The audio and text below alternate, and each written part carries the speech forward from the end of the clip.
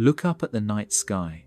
You see stars scattered across the darkness, galaxies billions of light years away, the pale glow of the Milky Way stretching overhead.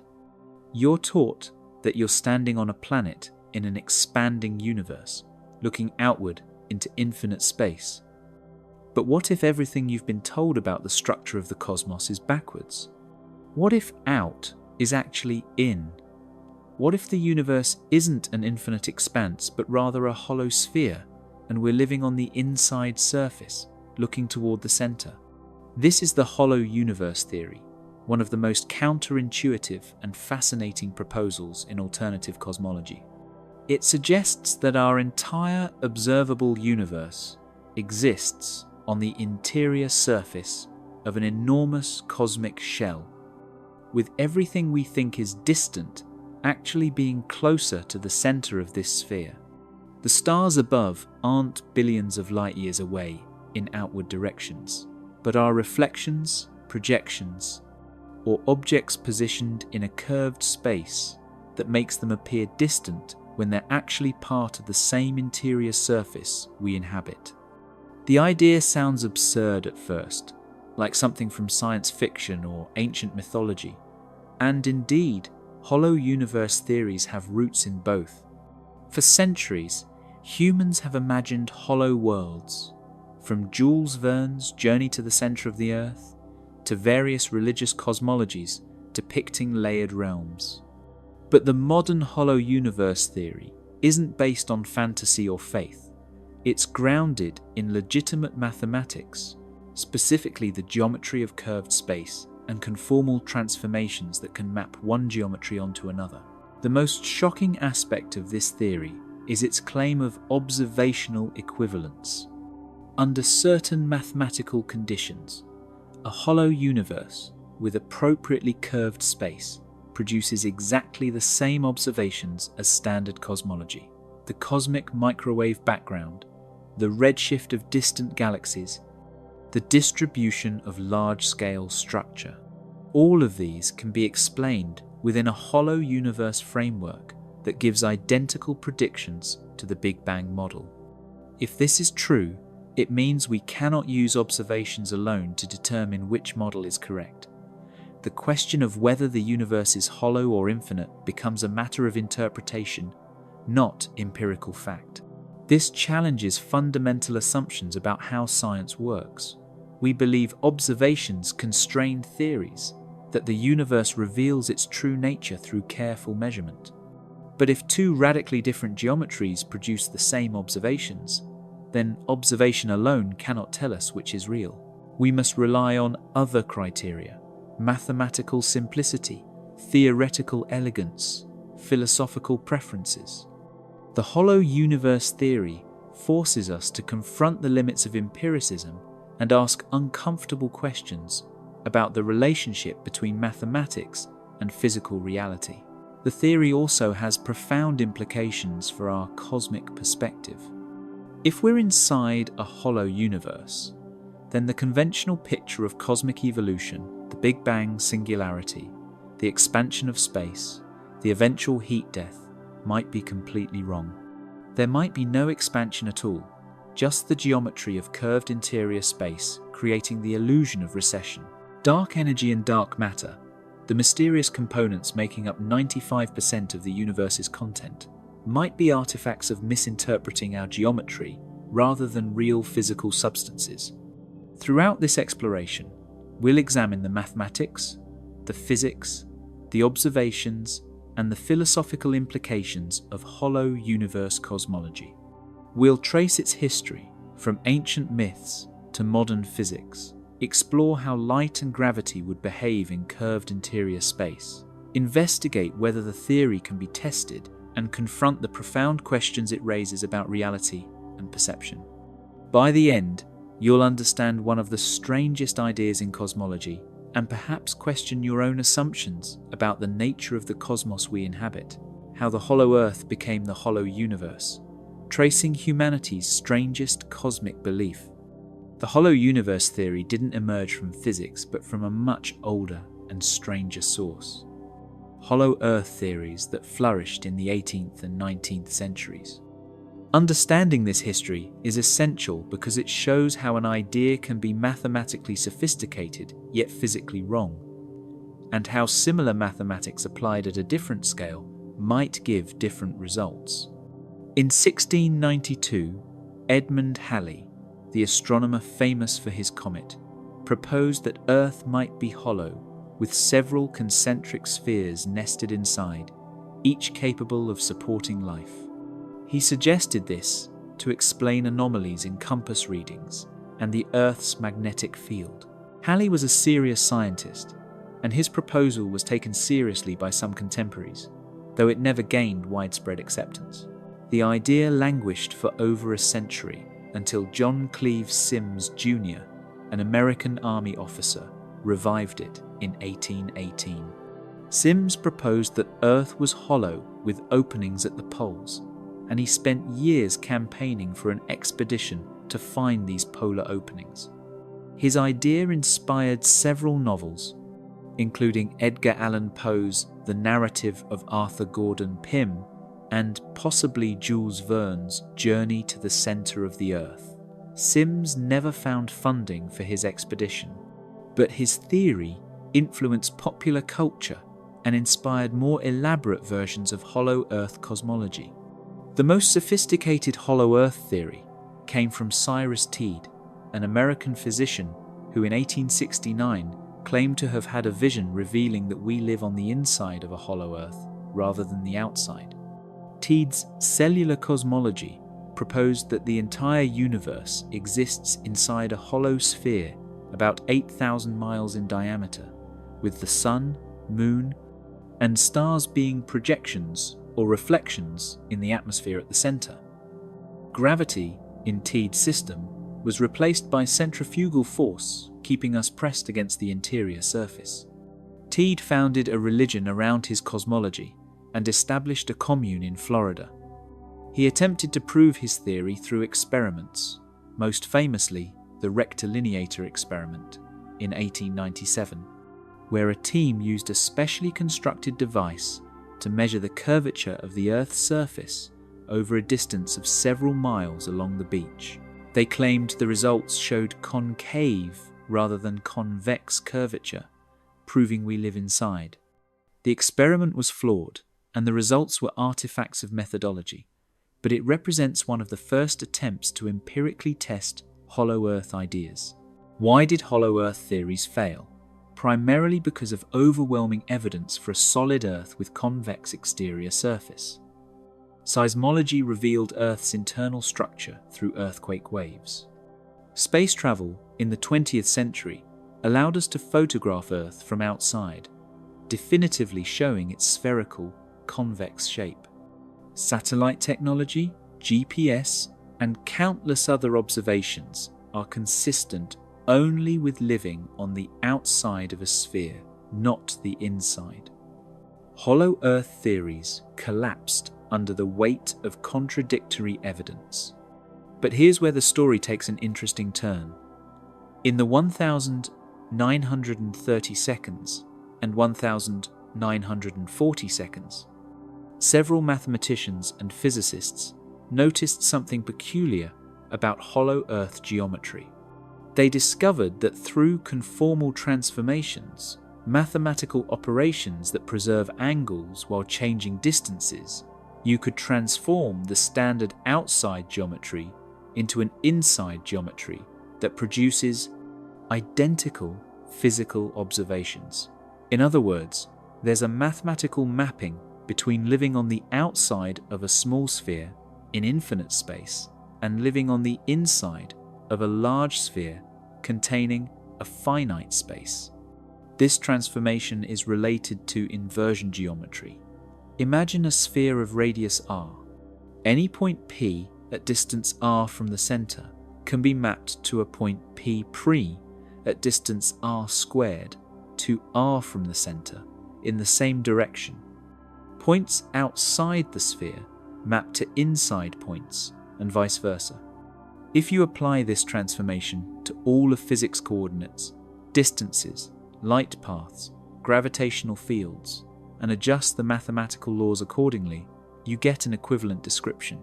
The physics looks different, but the observations are identical.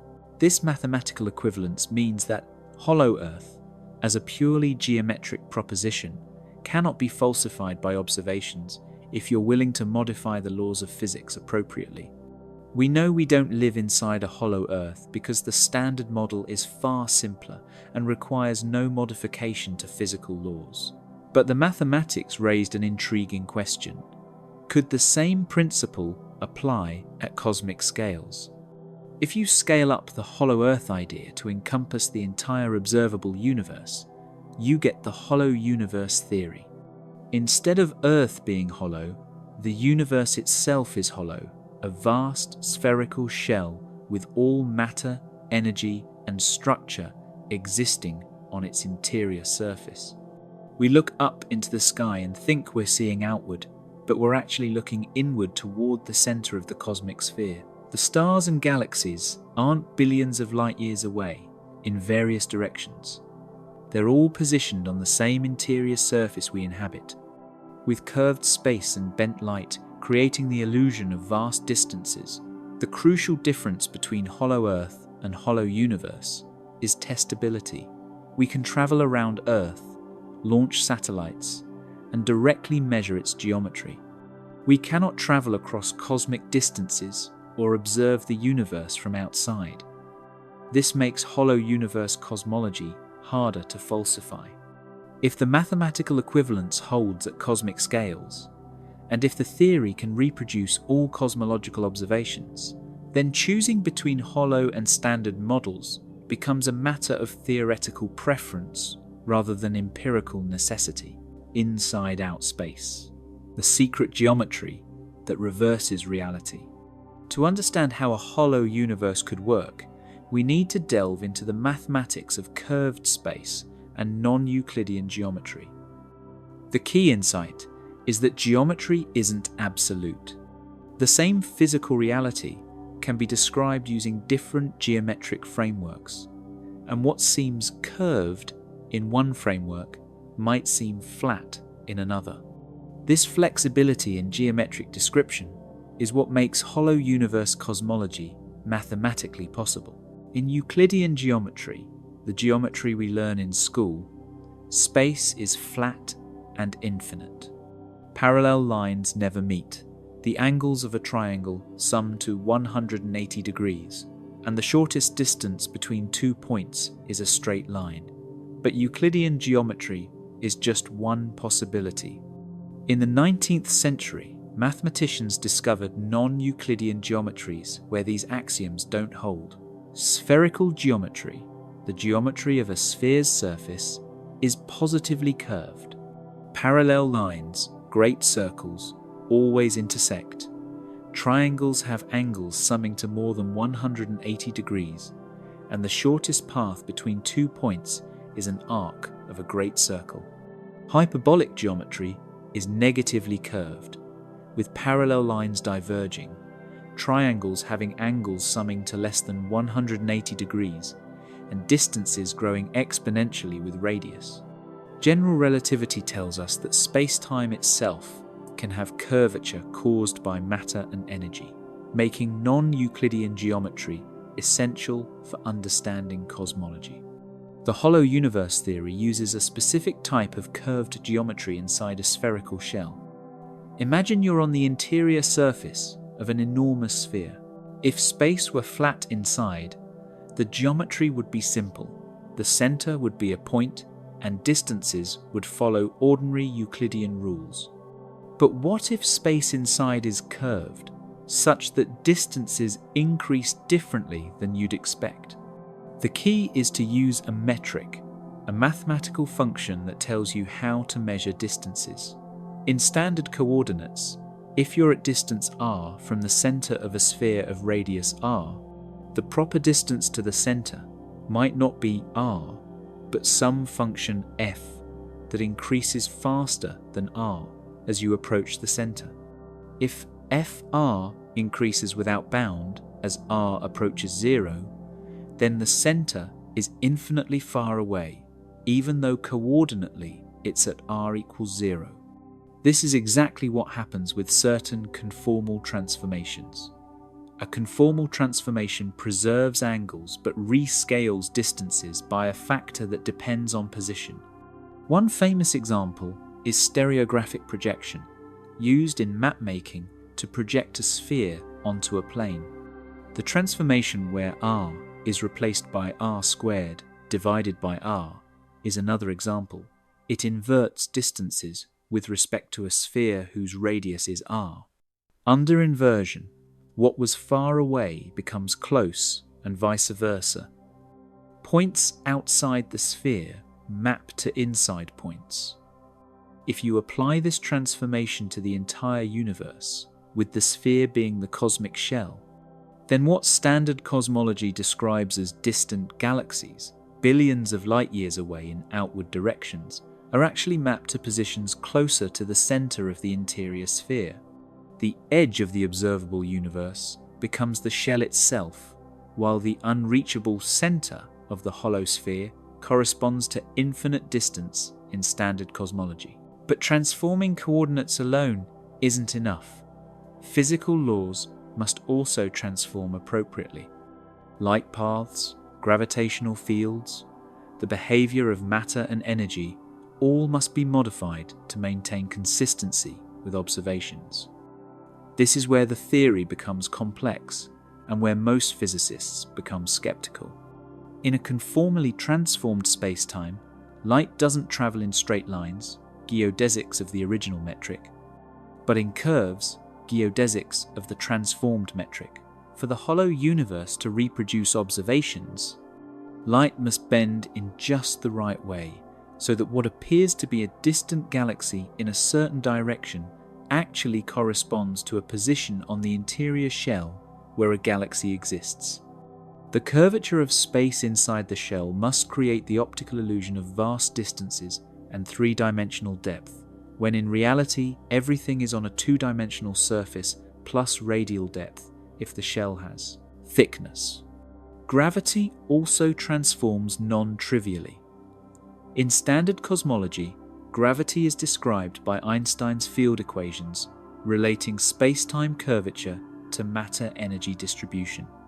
In a hollow universe, you'd need either to transform Einstein's equations to the new coordinates, which would make them look very different, or propose alternative gravitational physics that naturally works in hollow geometry. Some hollow universe proponents suggest modifications to gravity that include terms depending on distance from the shell or orientation relative to the shell's center.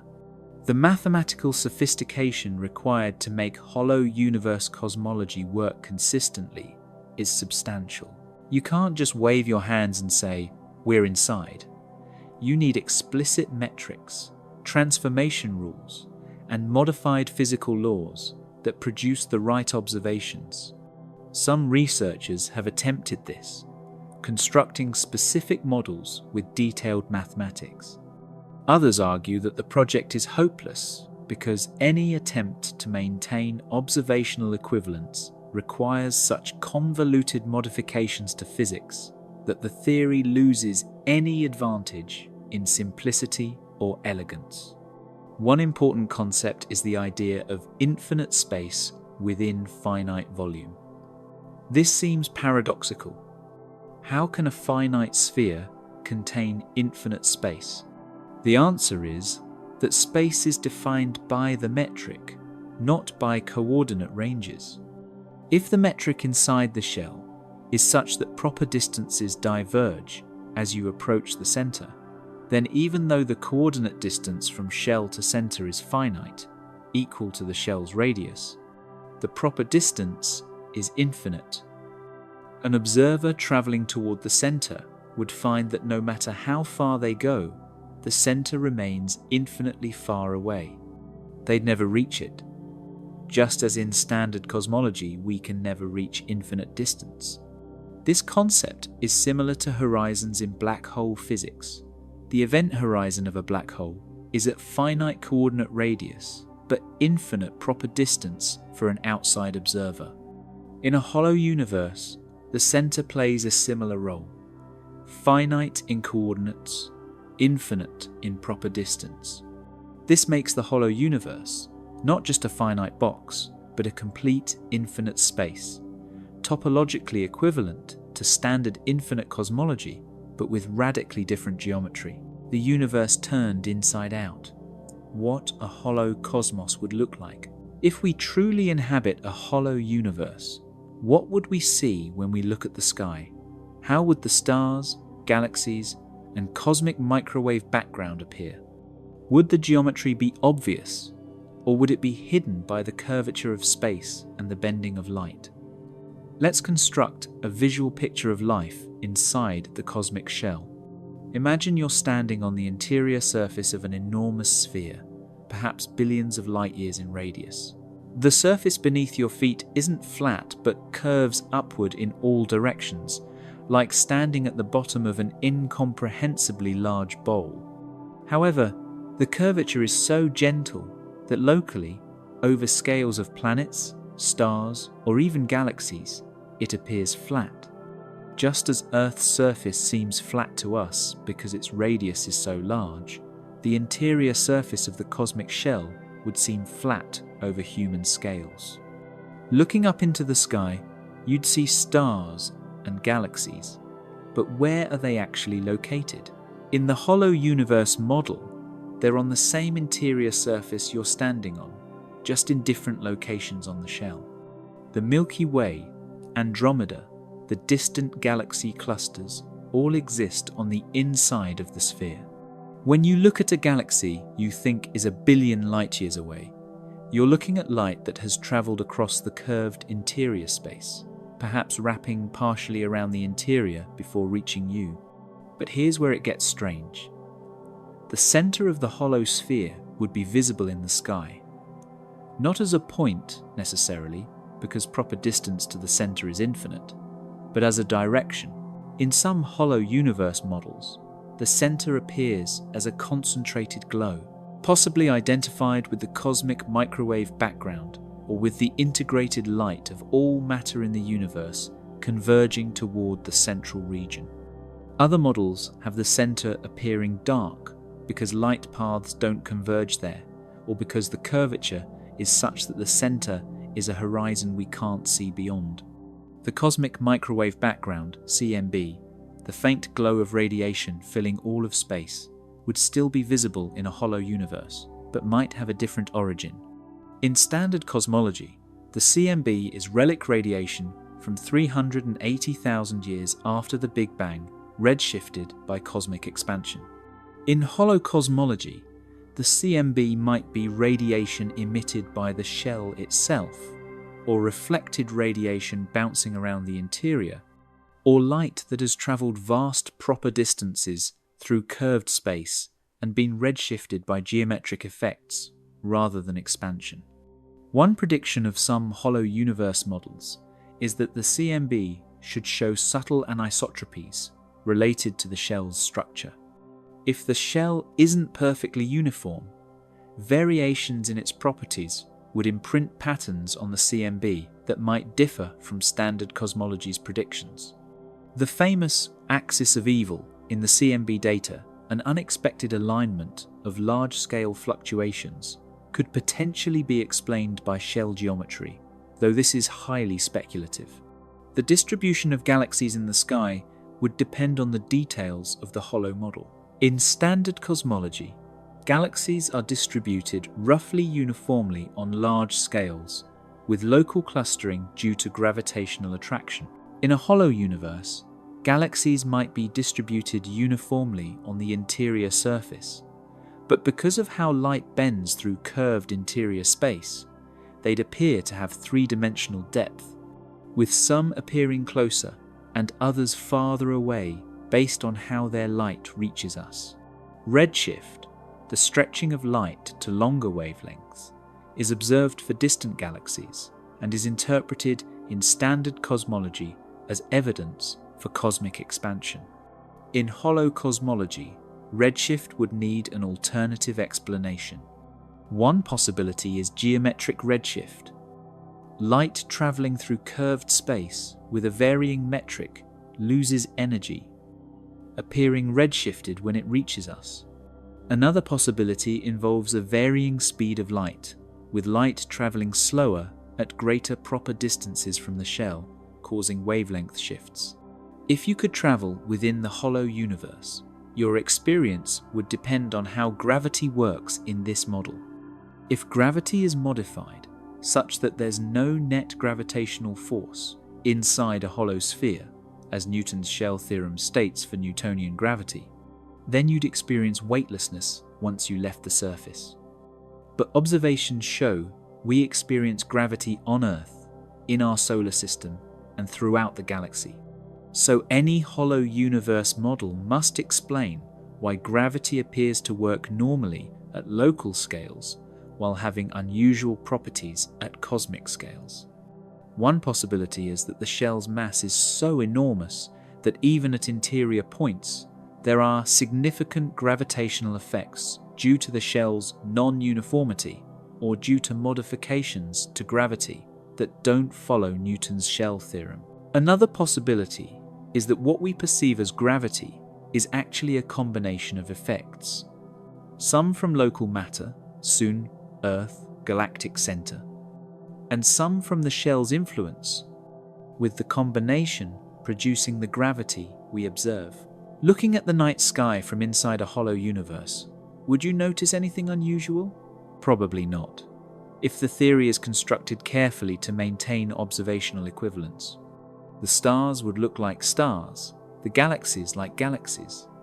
You might notice subtle anomalies, unexpected correlations in galaxy positions, odd features in the CMB, discrepancies in how redshift correlates with distance. But these could be explained away as measurement errors or as features of the standard model we don't yet understand. This is both the strength and weakness of hollow universe cosmology. Its strength is that it can be made consistent with observations, showing that the standard model isn't the only possibility. Its weakness is that because it reproduces standard observations, it provides no obvious way to distinguish itself empirically. Without clear observational differences, the choice between hollow and standard models becomes a matter of theoretical preference. Which set of assumptions is simpler, more elegant, more philosophically satisfying? When the universe deceives you. The observational equivalence problem. The most profound and troubling aspect of hollow universe theory is its claim of observational equivalence with standard cosmology. If two theories predict exactly the same observations, can we say one is true and the other false? Or are they merely different descriptions of the same reality? This question strikes at the heart of scientific methodology and the philosophy of science. Observational equivalence arises from the mathematics of conformal transformations and coordinate changes in general relativity. Einstein's field equations, the core of general relativity, are generally covariant, meaning they can be written in any coordinate system. The physical predictions, what observers see and measure, don't depend on the choice of coordinates. Different coordinate systems are just different ways of labeling points in space-time. But there's a subtlety. While the equations are covariant, their form changes in different coordinates. A metric that looks simple in one coordinate system might look incredibly complicated in another. Physical laws, expressed in terms of the metric, might have simple forms in some coordinates and complex forms in others. This means that while the predictions are the same, the theoretical structure, what counts as simple or natural, can differ dramatically. The hollow universe theory can be viewed as a coordinate transformation from standard cosmology. Start with the standard FLRW, Friedmann-Lemaitre-Robertson-Walker metric, describing an expanding universe. Apply a transformation that inverts spatial coordinates relative to some sphere, mapping the infinite exterior space to a finite interior. Adjust the time coordinate and the metric components to maintain consistency.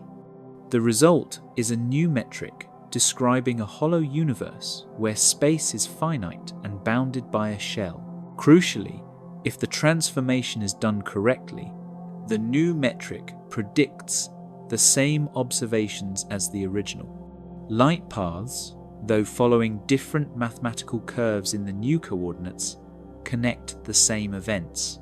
Redshifts calculated in the new metric match those in the old metric.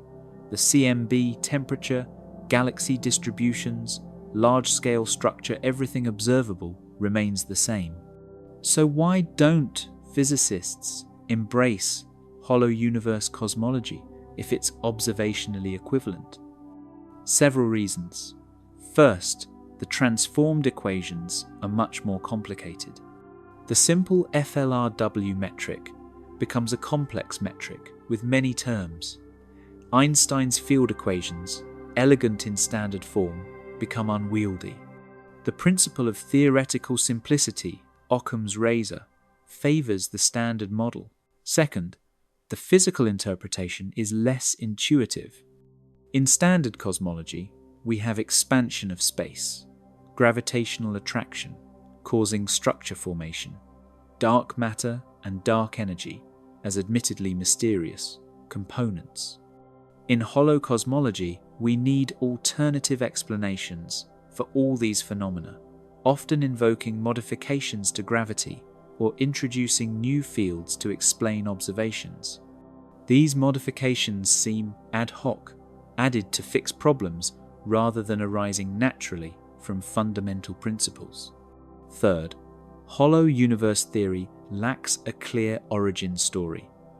Standard cosmology traces the universe back to a hot, dense Big Bang, with a detailed timeline from the first seconds through recombination to today.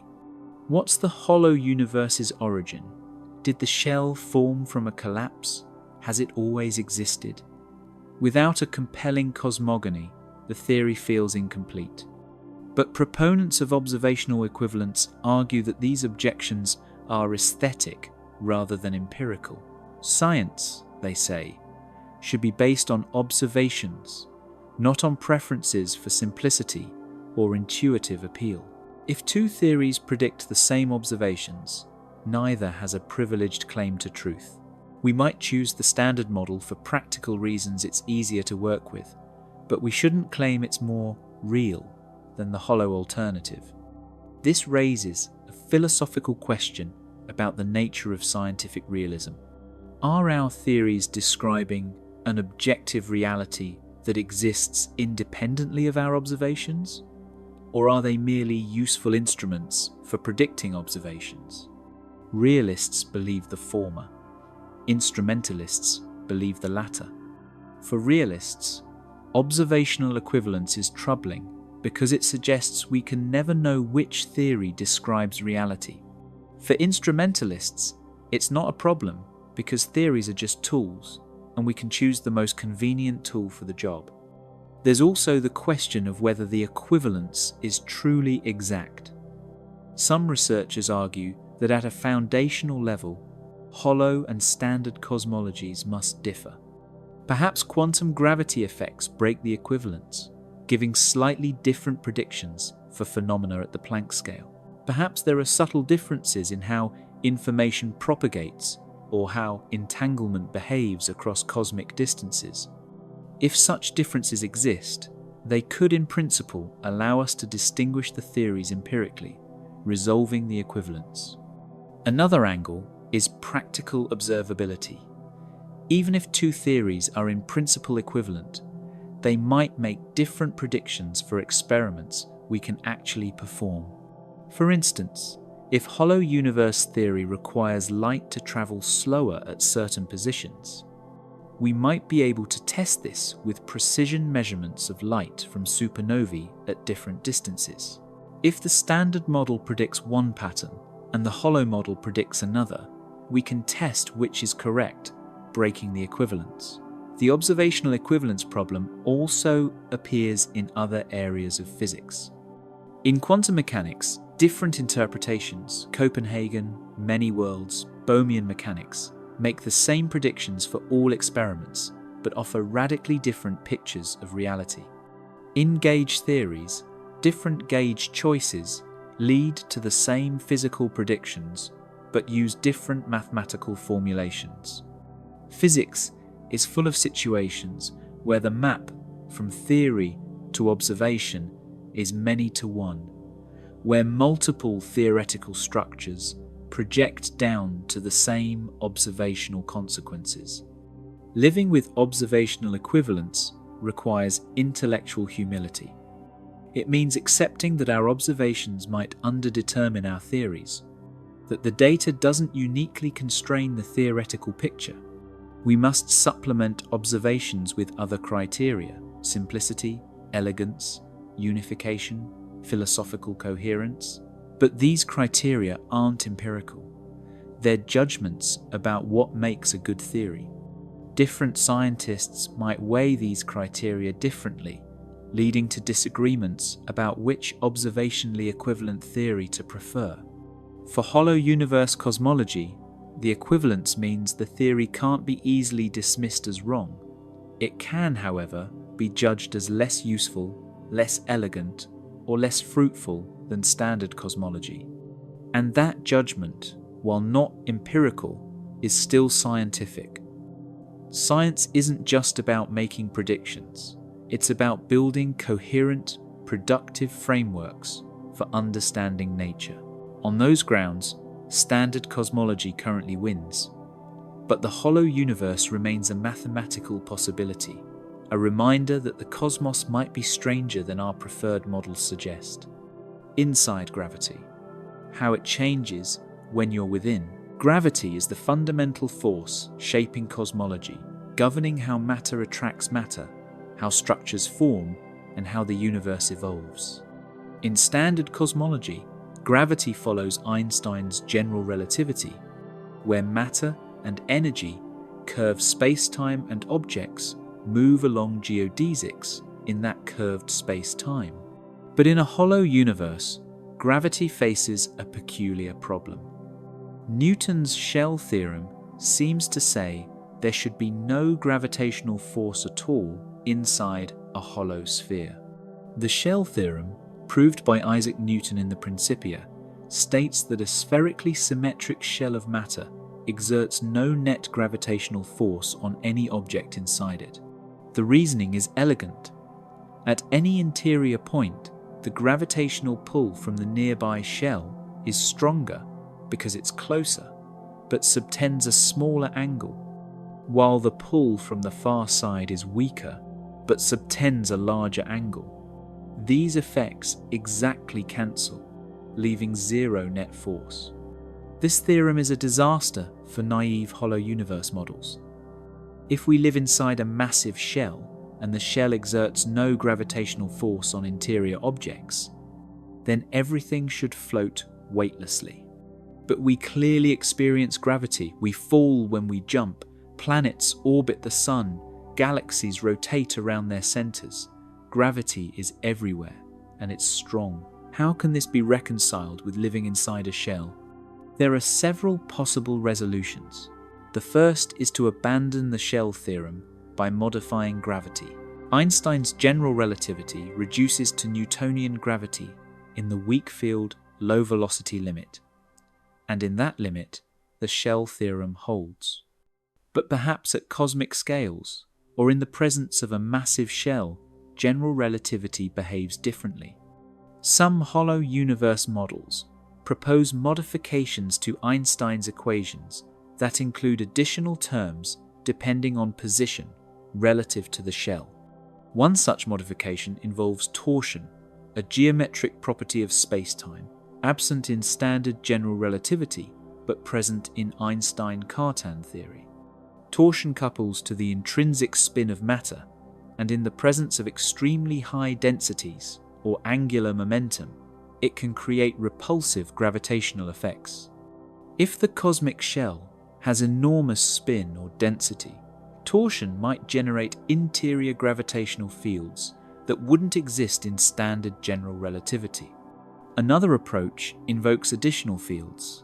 Perhaps the shell generates not just gravitational fields, but also scalar fields, vector fields, or tensor fields that couple to matter and mimic gravity. These fields could produce the gravitational effects we observe locally, while preserving the shell's role in the cosmic structure. This is similar to modified gravity theories, like MOND-E, modified Newtonian dynamics, or TeVe's tensor vector scalar gravity, which alter gravitational physics to explain observations without dark matter. A third possibility is that the shell isn't perfectly uniform. If the shell has lumps, irregularities, or varying density, then the shell theorem doesn't apply because the symmetry is broken. The non-uniform shell would exert net gravitational forces on interior objects, with the direction and magnitude depending on the shell's detailed structure. Local gravity, the gravity we experience on Earth, in the solar system, in our galaxy, might arise from local matter distributions, Earth, Sun, galactic disk, combined with contributions from shell inhomogeneities. But there's a deeper issue. In general relativity, gravity isn't a force, but the curvature of spacetime. Objects in freefall aren't experiencing a force. They're moving along geodesics, the straightest possible paths through curved spacetime. In a hollow universe, the question becomes, what is the spacetime curvature inside the shell, and how does matter move in that curved spacetime? If the hollow universe is a conformal transformation of standard cosmology, then the metric inside the shell is related to the standard metric by a conformal factor, a function that rescales distances but preserves angles. Geodesics in the transformed metric differ from geodesics in the original metric. What appears as a straight line in standard cosmology becomes a curved path in hollow cosmology, and vice versa. For example, light travels on null geodesics, paths where the space-time interval is zero. In standard cosmology, light from a distant galaxy travels in a nearly straight line through expanding space. In hollow cosmology, light from that same galaxy, now located on the interior shell, travels along a curved path through the curved interior space. The curvature of the light path creates the illusion of distance and depth, making the galaxy appear far away when it's actually on the same shell we inhabit. Massive objects follow time-like geodesics. In standard cosmology, a planet orbiting a star follows an elliptical geodesic around the star's curved spacetime. In hollow cosmology, the same orbit is described by a different mathematical curve in the transformed metric, but the planet's trajectory through space looks the same to observers. The gravitational attraction between planet and star is encoded in the spacetime curvature, which is locally similar in both models, even though the global geometry differs. This raises a crucial point. Local physics can be identical in hollow and standard models, even if global geometry differs. General relativity is a local theory in the sense that spacetime curvature at any point depends only on matter and energy at that point and in the immediate neighborhood. Two spacetimes with the same local curvature but different global topology or boundary conditions can have identical local physics but different large-scale structure. The hollow universe exploits this flexibility. Locally, on the scale of planets, stars, galaxies, spacetime, curvature is determined by local matter distribution. The Sun curves spacetime around it, causing planets to orbit. The Milky Way's mass curves spacetime in our neighborhood, causing stars to orbit the galactic center. These local curvatures are the same whether we're in an infinite expanding universe or inside a hollow shell, because they depend on local matter, not on global geometry. Where the models differ is on cosmological scales. The curvature from the shell itself, if the shell has mass, would contribute to the global space-time geometry. This contribution might be small locally, but becomes significant when integrating over large distances or long times. The shell's curvature could explain phenomena attributed to dark matter or dark energy in standard cosmology, providing an alternative explanation for galaxy rotation curves, gravitational lensing, or cosmic acceleration. However, making this work quantitatively is challenging. The shell's mass, thickness, and density must be chosen carefully to reproduce observations. If the shell is too light, it doesn't produce enough curvature. If too heavy, it overcurves space-time and creates observable anomalies. The balance required to match all observations, gravitational lensing, CMB, anisotropies, large-scale structure, is delicate, and it's unclear whether a consistent solution exists. Some hollow universe proponents argue that the difficulty in making gravity work is evidence that the theory needs further development, not evidence that it's wrong. They point out that standard cosmology also has problems with gravity, the dark matter, and dark energy mysteries, suggesting that our understanding of gravity on cosmic scales is incomplete. Perhaps hollow universe models, by forcing us to rethink gravitational physics, will lead to insights that resolve these mysteries in a new framework: light propagation in curved interior space. Light is our primary tool for observing the cosmos. Everything we know about distant stars, galaxies, and the universe's structure comes from detecting and analyzing light. Understanding how light propagates in a hollow universe is therefore essential for determining whether the theory can reproduce observations. In standard cosmology, light travels through expanding space on null geodesics, paths that minimize the space-time interval while maintaining zero proper time for the photon. As space expands, light is stretched to longer wavelengths, producing the cosmological redshift we observe in distant galaxies. The farther a galaxy, the faster space has expanded during the light's travel time, and thus the greater the redshift. In a hollow universe, there's no expanding space in most versions of the theory, so redshift must have a different origin. Several mechanisms have been proposed. One is geometric redshift. Light loses energy as it travels through the curved interior space due to the space-time metric's properties. If the metric varies with position, for instance, if the speed of light effectively changes with distance from the shell, then photons lose energy, appearing redshifted. Mathematically, this can be expressed using the metric tensor. In general relativity, the frequency of light measured by an observer depends on the metric at the observation point and the light's path through space-time. If the metric has a conformal factor that varies along the light's path, the observed frequency differs from the emitted frequency, producing a redshift or blueshift.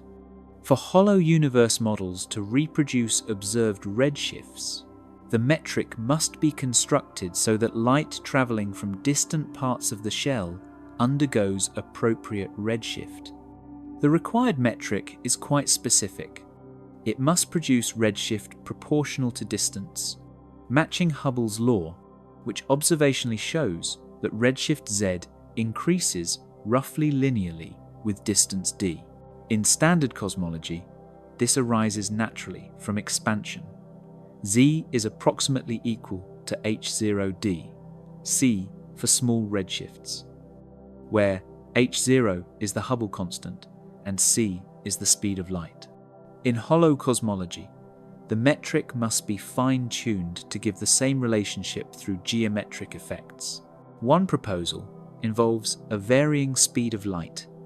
If light travels slower at positions closer to the shell's center, then light from a distant galaxy, closer to the center in the hollow picture, travels more slowly over part of its path. This effectively increases the light's travel time and, through the metric structure, can produce redshift. The speed variation must follow a specific functional form to reproduce observations, and this function constrains the metric. However, varying speed of light is controversial. In special relativity, c is constant and is tied to fundamental aspects of space-time symmetry. In general relativity, the local speed of light in vacuum is constant when measured by local observers, though coordinate speed measured using global coordinates, can vary due to space-time curvature. For hollow universe models, the variation must be real, not just coordinate dependent, which requires modifying relativity in deep ways. Another mechanism is tired light, an old idea proposed to explain redshift without expansion.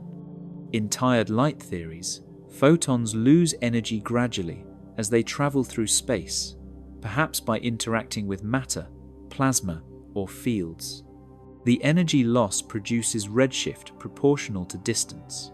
Tired light was popular in the early 20th century, but was largely abandoned because it fails to explain other observations, particularly the time dilation of supernova light curves and the blackbody spectrum of the CMB. In hollow universe models, tired light could be resurrected with a new mechanism. Instead of interactions with matter, light could lose energy due to the space-time geometry itself, a purely gravitational tired light effect. If the metric structure causes photons to lose energy at a rate proportional to distance traveled, the resulting redshift would match observations. This avoids some objections to traditional tired light while providing the needed redshift. Light propagation also determines what we see when we look at the sky. In a hollow universe, light from stars and galaxies on the interior shell must curve to reach our eyes, creating the appearance of three-dimensional depth. The curvature depends on the metric. Light bends more or less, depending on space-time geometry. For the hollow model to reproduce the observed distribution of galaxies and stars, light paths must bend such that galaxies appear in the directions and at the distances we observe. This is a stringent constraint. Observations show galaxies distributed in 3 dimensions, with clusters, filaments, and voids forming the cosmic web.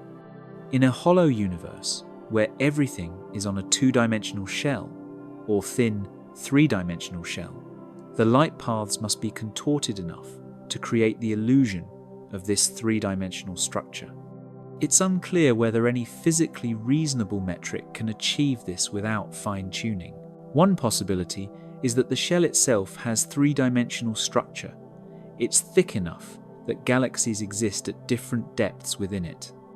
If the shell is hundreds of millions or billions of light years thick, then galaxies can be distributed in true 3-dimensional space within the shell, and light paths are less constrained. This version of hollow universe is closer to standard cosmology, with the hollowness being the absence of matter beyond the shell rather than everything being on a thin surface. Light from the cosmic microwave background presents another challenge. The CMB is observed as a nearly uniform glow coming from all directions, with tiny fluctuations at the level of 1 part in 100,000. In standard cosmology, this is light from the surface of last scattering, about 380,000 years after the Big Bang, when the universe cooled enough for atoms to form and photons to travel freely. In hollow cosmology, the CMB must be explained differently. One idea is that it's light emitted by the shell and reflected or scattered within the interior. The uniformity would arise from the shell's uniformity, and fluctuations would reflect irregularities in the shell's structure. Another idea is that it's light from matter filling the interior, analogous to the glow of a hot gas filling a cavity. The blackbody spectrum of the CMB, its temperature, and its fluctuation pattern would all need to be explained by the hollow model's specific physics. The polarization of the CMB is particularly diagnostic.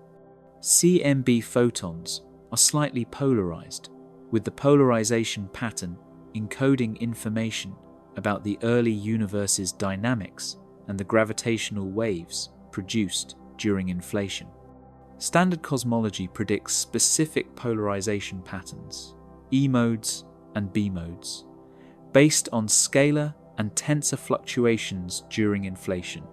Hollow universe models would predict different patterns based on their own physics, potentially allowing observations to distinguish the models. Inside the cosmic microwave background, a new perspective on the universe. The cosmic microwave background, CMB, is the most important observational pillar of standard Big Bang cosmology. Discovered accidentally in 1964, the CMB is a faint glow of microwave radiation filling the universe with a temperature of 2.725 Kelvin. Its black body spectrum, its near-perfect uniformity, and its tiny fluctuations provide powerful evidence for the hot Big Bang model. Any alternative cosmology, including hollow universe theories, must explain the CMB or fail. In standard cosmology, the CMB is relic radiation from about 380,000 years after the Big Bang. Before that time, the universe was hot enough that atoms couldn't form. Electrons and protons existed as plasma, and photons constantly scattered off charged particles, creating an opaque fog. When the temperature dropped below about 3000 Kelvin, electrons and protons combined into neutral hydrogen atoms, a process called recombination. Photons suddenly stopped scattering and traveled freely, forming the CMB we see today.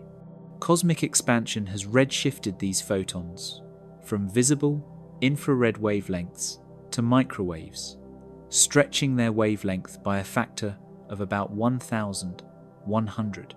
The CMB's uniform temperature across the sky is puzzling in standard cosmology without inflation. Regions of the sky separated by more than about 2 degrees were never in causal contact in the early universe. The light hadn't had time to travel between them. Yet they have almost identical temperatures, differing by less than 1 part in 100,000. How did they equilibrate? The standard answer is inflation, an exponential expansion phase stretched a tiny, causally connected region to encompass the entire observable universe, explaining the uniformity. Hollow universe cosmology must provide alternative explanations. One approach is to say the CMB is radiation from the shell itself. If the shell has a temperature of about 2.725 Kelvin and emits blackbody radiation, observers inside would see this radiation coming from all directions, creating a uniform glow. The shell's uniformity would naturally explain the CMB's uniformity without requiring inflation or causal contact. But there are problems with this idea. First, why would the shell have a temperature of 2.725 Kelvin? In standard cosmology, this temperature is set by the redshift factor from recombination. The photons were about 3000 Kelvin initially and have been redshifted by expansion. In hollow cosmology, the shell's temperature would need to be explained by some other mechanism. Perhaps it's the equilibrium temperature determined by energy balance between absorption and emission, or perhaps it's set by the shell's formation process. Second, the CMB has fluctuations, tiny variations in temperature across the sky at the level of 1 part in 100,000. These fluctuations have a specific statistical pattern characterized by the angular power spectrum, which shows how the fluctuation amplitude varies with angular scale. Standard cosmology explains this pattern through quantum fluctuations during inflation, amplified by gravitational effects and acoustic oscillations in the early universe. The pattern fits observations exquisitely, with predictions matching measurements across many orders of magnitude in scale. For hollow universe theory to explain CMB fluctuations, it needs a mechanism to create the right pattern. If the fluctuations reflect irregularities in the shell, then the shell's structure must have the right statistical properties. This seems like fine-tuning, Why would the shell happen to have fluctuations with exactly the pattern observed? Standard cosmology derives the pattern from fundamental physics, quantum fluctuations plus general relativity, making it a prediction rather than an assumption. Another hollow universe explanation for the CMB is that it's light from matter filling the interior, analogous to the glow from hot gas in a cavity. If the interior was once filled with hot plasma that cooled as the universe evolved, it might have reached a uniform temperature throughout, creating a blackbody spectrum. The cooling could be due to expansion of the interior space if the shell's radius increased over time, or due to energy loss through radiation. This picture is closer to standard cosmology, but raises questions about why the interior would be filled with plasma initially. In the Big Bang, the hot, dense state arises from the singularity and subsequent expansion. In hollow cosmology, the origin of the hot plasma filling is unclear. Did it form when the shell formed? Was it left over from some prior state? Without a clear cosmogonic story, this explanation feels incomplete. The CMB's polarization adds another layer of complexity. CMB photons are slightly polarized, with the polarization arising from Thomson scattering off electrons during recombination. The pattern of polarization depends on the velocity field of the plasma and on gravitational waves produced during inflation. Observations of CMB polarization have confirmed the pattern predicted by standard cosmology, providing additional evidence for the Big Bang scenario. Hollow universe models must explain CMB polarization as well. If the CMB is radiation from the shell, why is it polarized? Perhaps the shell's magnetic field or the geometry of emission creates polarization. If the CMB is from interior plasma, polarization would arise from scattering, as in standard cosmology, but the details would depend on the interior's dynamics and structure. One potentially distinguishing feature is the large-scale CMB anomalies, such as the axis of evil and the cold spot. These are unexpected features in the CMB that don't fit neatly into standard cosmology's predictions. Some researchers have suggested they might be signatures of non-standard cosmology, possibly including hollow universe effects.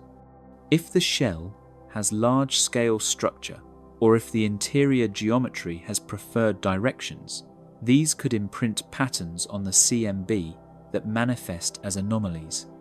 However, the statistical significance of these anomalies is debated.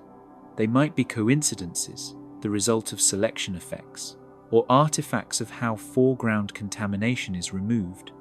Without definitive evidence that they're real features requiring explanation, they can't strongly support hollow cosmology over the standard model. The CMB also provides constraints on cosmological parameters: the universe's age, matter density, dark energy density, spatial curvature, and more. These parameters are measured to high precision by fitting standard cosmological models to CMB data. Hollow universe models would have different parameters, perhaps no dark energy, different matter content, modified gravity, and these would need to fit the data equally well. So far, no hollow model has been developed in enough detail to make such precise predictions and compare them to observations. Redshift without expansion.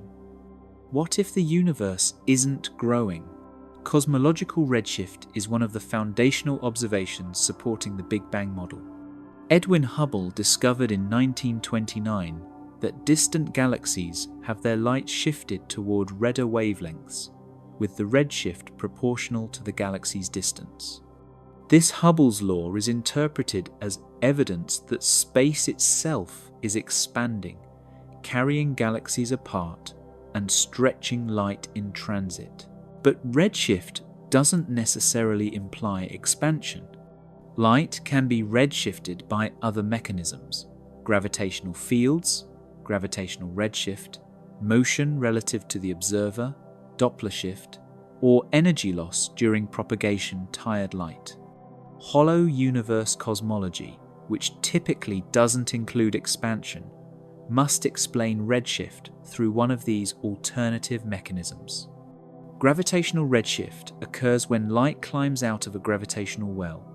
Photons lose energy escaping from regions of high gravitational potential to regions of low potential, appearing redshifted. In standard cosmology, gravitational redshift is small compared to cosmological redshift, except near compact objects like white dwarfs or neutron stars. But in hollow cosmology, if the interior has a strong gravitational field, with potential varying across the shell, light traveling from distant locations could experience significant gravitational redshift. The challenge is to construct a gravitational field that produces Hubble's law, redshift proportional to distance. In standard gravitational redshift, the redshift depends on the difference in gravitational potential between emission and observation points. For this to give redshift proportional to distance, the potential must vary linearly with distance, which requires a specific mass distribution. The shell's mass and any matter inside must be arranged to create this potential gradient. Alternatively, the redshift could be purely geometric, arising from the spacetime metric structure rather than from a gravitational field per se. In general relativity, the metric determines all physical processes, including how light propagates and how frequencies transform. A metric with appropriate coordinate dependence can produce redshift without invoking expansion or gravity in the Newtonian sense. Consider a metric written as the square of the distance equals negative the speed of light squared times the function f of r squared times the change in time squared, plus the function g of r squared times the change in radius squared, plus the radius squared multiplied by the angular terms. Here, f of r and g of r are functions that depend on the radial coordinate r. If the function f of r decreases as we move toward the center of a hollow sphere, then light emitted from a point closer to the center will appear redshifted when observed farther away. The amount of redshift depends on the ratio between f at the point of emission and f at the point of observation. For this setup to produce Hubble's law, the function f of r must be defined in such a way that the redshift is directly proportional to the coordinate distance between where the light was emitted and where it was observed.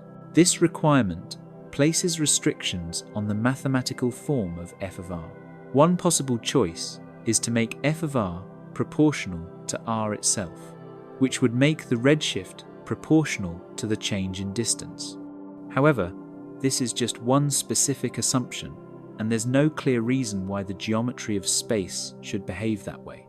In standard cosmology, redshift naturally follows this relationship because of the universe's expansion over time, described by the scale factor. In a hollow universe model, however, the function f of r would need to be carefully adjusted to mimic that same behavior. Another approach is tired light, mentioned earlier. Tired light theories propose that photons lose energy gradually during propagation through some mechanism scattering, interaction with fields, quantum effects. The energy loss per unit distance is constant, giving redshift proportional to distance. Traditional tired light theories have been largely rejected because they predict incorrect observations. They don't predict the time dilation observed in supernova light curves, and they struggle to explain the CMB's blackbody spectrum. However, hollow universe versions of tired light might avoid these problems. If the energy loss is due to the space-time geometry rather than interactions with matter, it might not affect the time evolution of sources, preserving time dilation. The mechanism would need to be carefully specified to ensure consistency with all observations, but in principle, geometric tired light could work where traditional tired light fails. A third possibility is that redshift is a combination of effects, some geometric, some gravitational, some from motion of galaxies within the shell. Galaxies might be moving relative to the shell, producing Doppler shifts. If galaxies farther away tend to have higher velocities away from us, this would mimic Hubble's law. But why would they have this velocity pattern? In standard cosmology, recession velocities arise from expansion. In hollow cosmology, an alternative explanation is needed, perhaps related to the shell's dynamics or to flows within the interior. One interesting idea is that the shell is expanding or contracting. If the shell's radius increases over time, then the interior volume grows and the metric inside evolves. This evolution could produce redshift, similar to standard cosmic expansion. In this version, hollow universe cosmology isn't so different from standard cosmology. Both have expansion, just with different global topology. The hollow shell expands like a balloon being inflated, carrying the interior space and all contained structures along. If the shell expands, the question becomes, what drives the expansion? In standard cosmology, expansion is driven by the Big Bang's initial conditions and modified by matter and dark energy. In expanding shell cosmology, the shell's expansion might be driven by internal pressure, by energy injection from outside if there's an exterior, or by vacuum energy within the shell material. The dynamics would be described by equations similar to the Friedmann equations, but adapted to the shell's geometry. Redshift observations also include non-cosmological components, peculiar velocities of galaxies relative to the Hubble flow. These velocities, caused by gravitational attraction toward nearby clusters, create additional Doppler shifts. In hollow cosmology, peculiar velocities would exist, just as in standard cosmology, arising from gravitational interactions between galaxies and structures. These must be accounted for when comparing models to data. High redshift observations, such as distant galaxies with redshifts greater than 1 and quasars with redshifts greater than 7, serve as powerful tests for cosmological models. The relationship between redshift and distance at high Z is nonlinear and depends on the universe's matter content and expansion history. Standard cosmology fits these observations well, using dark matter and dark energy. Hollow cosmology would need to reproduce the same fits, using its own parameters, which might prove difficult without expansion. Dark matter and dark energy explained. The mysteries holding the universe together. Dark matter and dark energy are the two greatest mysteries in modern cosmology. Together, they make up about 95% of the universe's energy content, yet we've never directly detected either. Dark matter is inferred from gravitational effects, galaxy rotation curves, gravitational lensing, structure formation. Dark energy is inferred from cosmic acceleration. Distant supernovae appear fainter than expected, indicating the universe's expansion is speeding up. Hollow universe cosmology offers the possibility of explaining these phenomena without invoking mysterious dark components. If the observations attributed to dark matter and dark energy can be explained by the geometry and dynamics of a hollow universe, it would be a major success for the theory. Dark matter's primary evidence comes from galaxy rotation curves. Stars in spiral galaxies orbit the galactic center, and their orbital velocities should decrease with distance from the center, if only visible matter provides the gravity following Kepler's laws, as planets orbit the Sun. But observations show rotation curves are flat. Stars far from the center orbit as fast as stars near the center. This implies additional mass, unseen dark matter, distributed in a halo around the galaxy. In hollow universe models, rotation curves might be explained by modified gravity rather than dark matter. If gravity doesn't follow the standard inverse square law at galactic scales, perhaps due to the shell's influence or due to the interior's curved geometry, then the rotation curves could be flat without extra mass. This is similar to MOND, modified Newtonian dynamics, which modifies gravity at low accelerations to fit rotation curves without dark matter. The shell's gravitational influence is one possibility. Although Newton's shell theorem says a uniform shell exerts no force inside, a non-uniform shell could create gravitational fields affecting galaxy dynamics. If the shell has density fluctuations, or if its geometry isn't perfectly spherical, the resulting gravitational field could contribute to galactic rotation. However, calculating this effect and showing it reproduces observations would require detailed modeling. Gravitational lensing is another dark matter signature. Light from distant galaxies is bent by the gravity of intervening matter, creating distorted images or multiple images. The amount of bending indicates how much mass is present, and in many cases, there's far more mass indicated by lensing than can be accounted for by visible matter.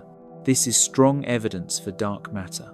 In hollow cosmology, lensing could be explained by the curved geometry of interior space rather than by additional matter.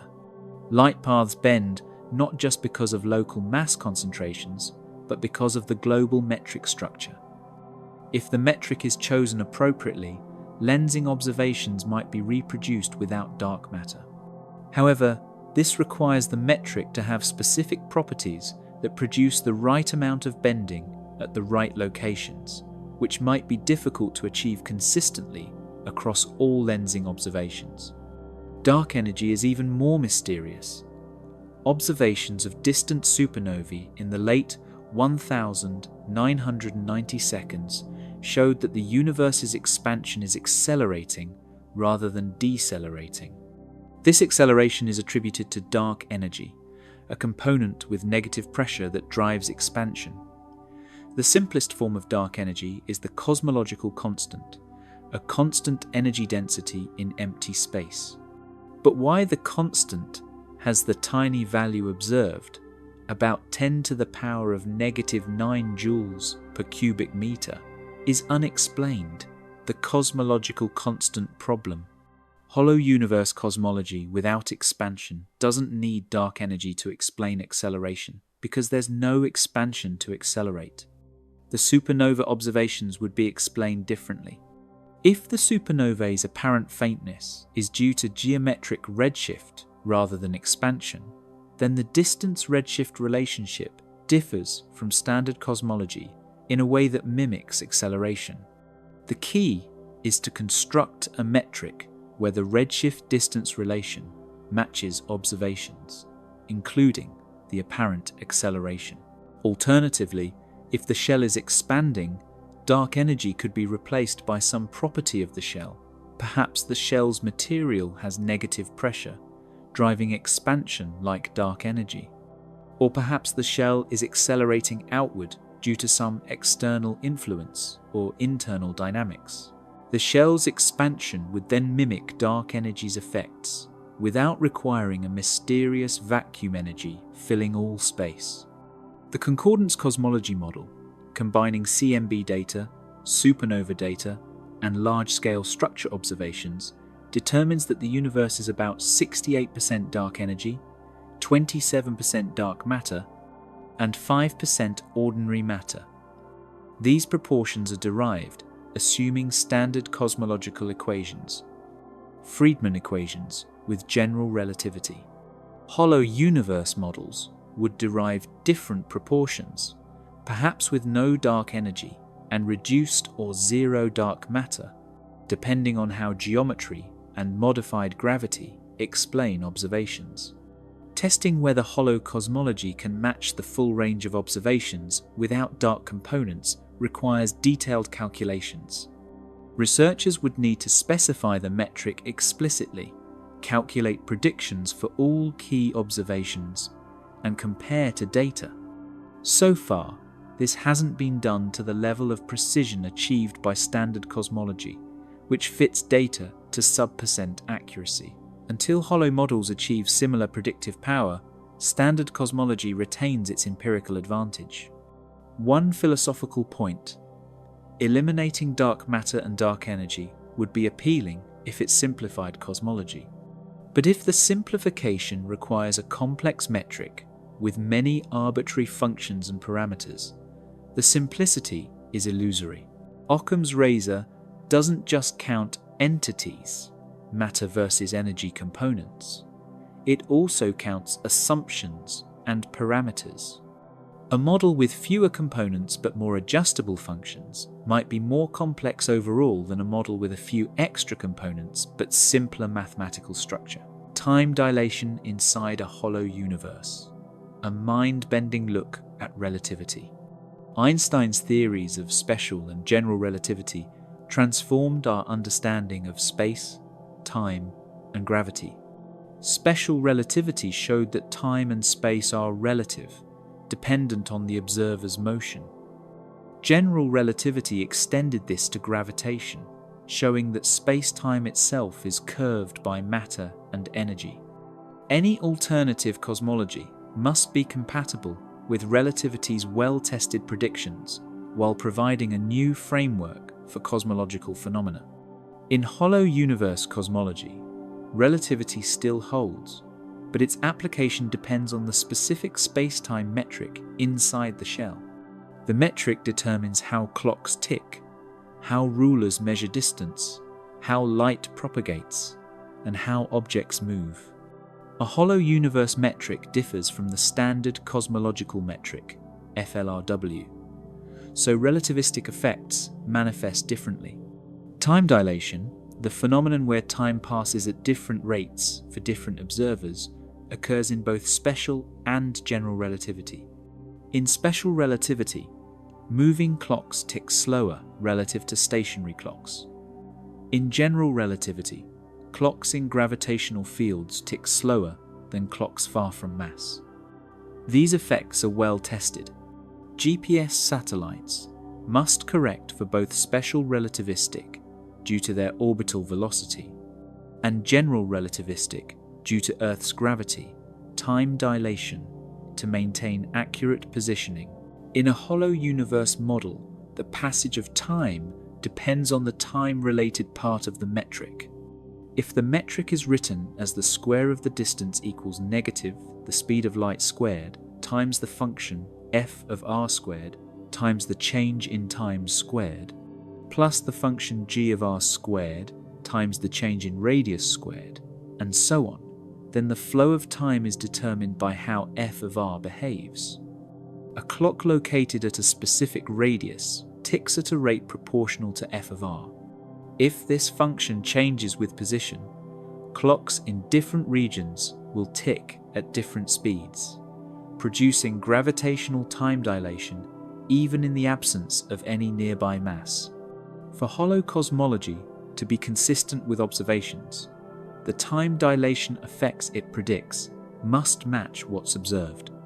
For instance, gravitational redshift from the Sun causes light emitted from the Sun's surface to be redshifted by about 2 parts per million compared to light emitted far from the Sunday. This has been measured and agrees with general relativity.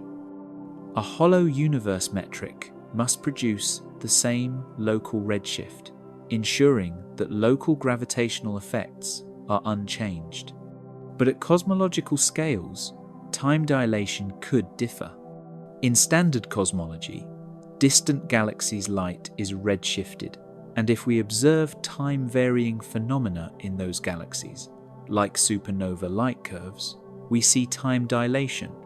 Distant supernovae appear to evolve more slowly than nearby ones, with the time dilation factor 1 plus z matching the redshift. This time dilation is a key test of cosmological models and was confirmed by observations of distant supernovae. Hollow universe models must reproduce this cosmic time dilation. If redshift is geometric rather than from expansion, does time dilation still occur? It depends on the metric. If the metric structure is such that proper time for distant sources is dilated relative to our proper time, then time dilation would match observations. But if redshift is purely geometric light, losing energy without time effects, then time dilation might be absent or different, creating a discrepancy with observations. Some alternative cosmologies, including certain tired light models, predict no time dilation because redshift is due to energy loss rather than space-time expansion. These models are ruled out by supernova observations, which clearly show time dilation. Hollow universe models must avoid this pitfall by ensuring their metric includes appropriate time dilation effects correlated with redshift. The equivalence principle, a cornerstone of general relativity, states that locally, in a freely falling reference frame, physics is indistinguishable from special relativity in flat spacetime. No local experiment can detect gravity. It can only be detected by observing tidal effects or by comparing local measurements to distant ones. Hollow universe models must respect the equivalence principle, meaning that locally, observers should experience standard physics, with spacetime appearing flat over small scales. This constrains the hollow metric. It must be approximately flat locally, with curvature becoming significant only over large distances or near the shell. If the metric's curvature were large locally, it would create observable effects, light bending over short distances, anomalous gravitational forces that aren't seen. The shell's influence must be subtle locally and prominent only globally, a balance that's mathematically challenging to achieve. Relativity also affects how simultaneity is defined. In special relativity, simultaneous events for one observer aren't simultaneous for another, moving relative to the first. In general relativity, defining global simultaneity in curved spacetime is even more complicated and depends on the choice of time coordinate. In a hollow universe, simultaneity could be defined relative to the shell events, simultaneous if they occur at the same time coordinate in the shell's rest frame, but this choice is somewhat arbitrary. The cosmic time coordinate in standard cosmology is defined by observers at rest with respect to the CMB, co-moving observers. In hollow cosmology, cosmic time might be defined similarly, relative to the shell or to the interior matter's average rest frame. But the physical meaning of this time coordinate and how it relates to observers' proper time would depend on the metric. Black holes and other strong gravity phenomena also constrain cosmology. Black holes exist in our universe, and their properties are well described by general relativity. A hollow universe model must still allow black holes to form and behave as observed. If the model modifies gravity to eliminate dark matter or explain redshift differently, it must do so in a way that doesn't affect black hole physics. This is a stringent constraint because black hole observations, including gravitational waves from mergers, precisely test general relativity. The Big Bang revealed alternative theories that change everything. The Big Bang is the origin story of standard cosmology. About 13.8 billion years ago, the universe began in an extremely hot, dense state and has been expanding and cooling ever since. Evidence includes the expansion of space, Hubble's law, the cosmic microwave background, the abundance of light elements produced in Big Bang nucleosynthesis, and the evolution of structure over cosmic time. This picture is remarkably successful, explaining a vast range of observations. Hollow universe cosmology requires a different origin story. If the universe is a hollow shell, rather than an expanding infinite space, then the Big Bang wasn't a singularity from which everything emerged, but something else, perhaps the formation of the shell, or the filling of the interior, or a transition from a prior state. Without a clear alternative cosmogony, hollow universe theory feels incomplete. One possibility is that the shell formed from a gravitational collapse in some higher dimensional or prior space. Matter in that space collapsed inward, forming a shell around a hollow cavity. The interior then evolved according to the physics inside the shell. This is analogous to how a star's outer layers can be blown off in a supernova, leaving a shell expanding into space, except here the shell is stable and enormous, forming the boundary of our universe. If the shell formed from collapse, what triggered the collapse? And what prevented the collapse from continuing inward to form a solid object or singularity? One answer might involve exotic physics. Perhaps angular momentum caused the collapsing matter to form a rotating shell with centrifugal support, preventing further collapse. Or perhaps some repulsive force, like that from torsion in Einstein-Cartan theory, halted the collapse at a certain density, stabilizing the shell.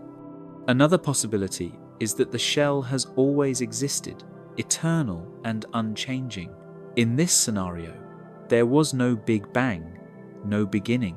The universe is steady state at the largest scale, with the shell and interior in equilibrium. This avoids questions about origin, but creates others. Why does the universe have the properties it does if it wasn't set by initial conditions? And how do we explain observations like the CMB, which in standard cosmology are relics of a hot, early phase? The CMB's existence is a major challenge for steady-state hollow universes. In the 1,960 seconds, the original steady-state cosmology proposed by Hoyle, Bondi, and Gold was abandoned largely because it couldn't explain the CMB. The CMB is strong evidence that the universe was once hot and dense, supporting Big Bang cosmology. Hollow universe models must either explain the CMB through some mechanism compatible with a steady state, or they must incorporate an early hot phase analogous to the Big Bang. If the hollow universe had an early hot phase, what caused it? One idea is that the shell was initially very hot when it formed, and the interior filled with hot radiation. As the shell cooled, or as the interior expanded, if the shell's radius increased, the radiation cooled, eventually forming the CMB we see today. This requires a heat source, either from the shell's formation or from energy released when the interior was created. Big Bang nucleosynthesis, BBN, the production of light elements like deuterium, helium-3, helium-4, and lithium-7 the first few minutes after the Big Bang, is another pillar of standard cosmology. The observed abundances of these elements match BBN predictions remarkably well, assuming a hot, dense, early universe. Hollow universe models must explain these abundances. If the interior was once hot and dense, nucleosynthesis could occur similarly to standard cosmology. If not, alternative explanations are needed, perhaps invoking stellar processes or different formation mechanisms. The timeline of cosmic evolution in standard cosmology is well established.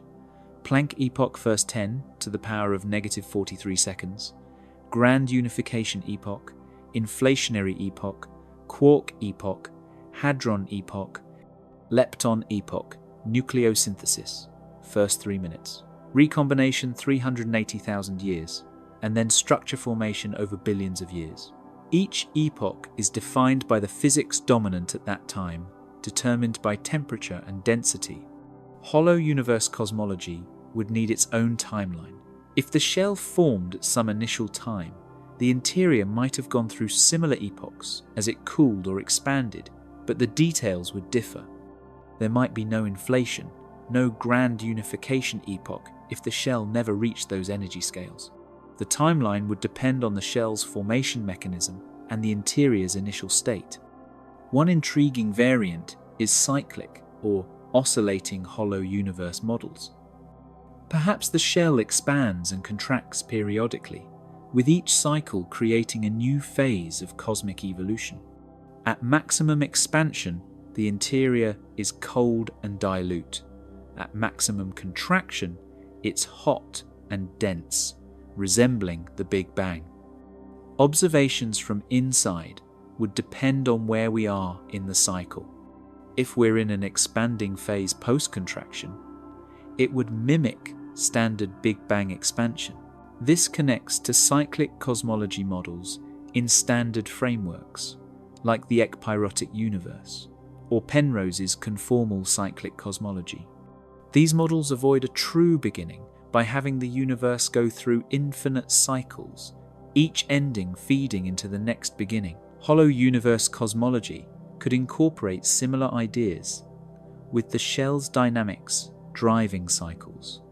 The cosmic blueprint: how galaxies, stars, and planets take shape.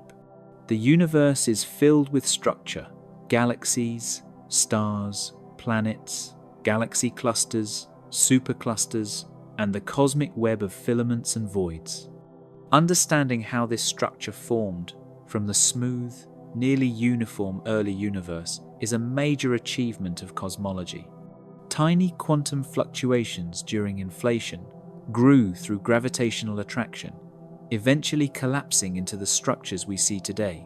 This process is well understood in standard cosmology, with simulations matching observations in detail.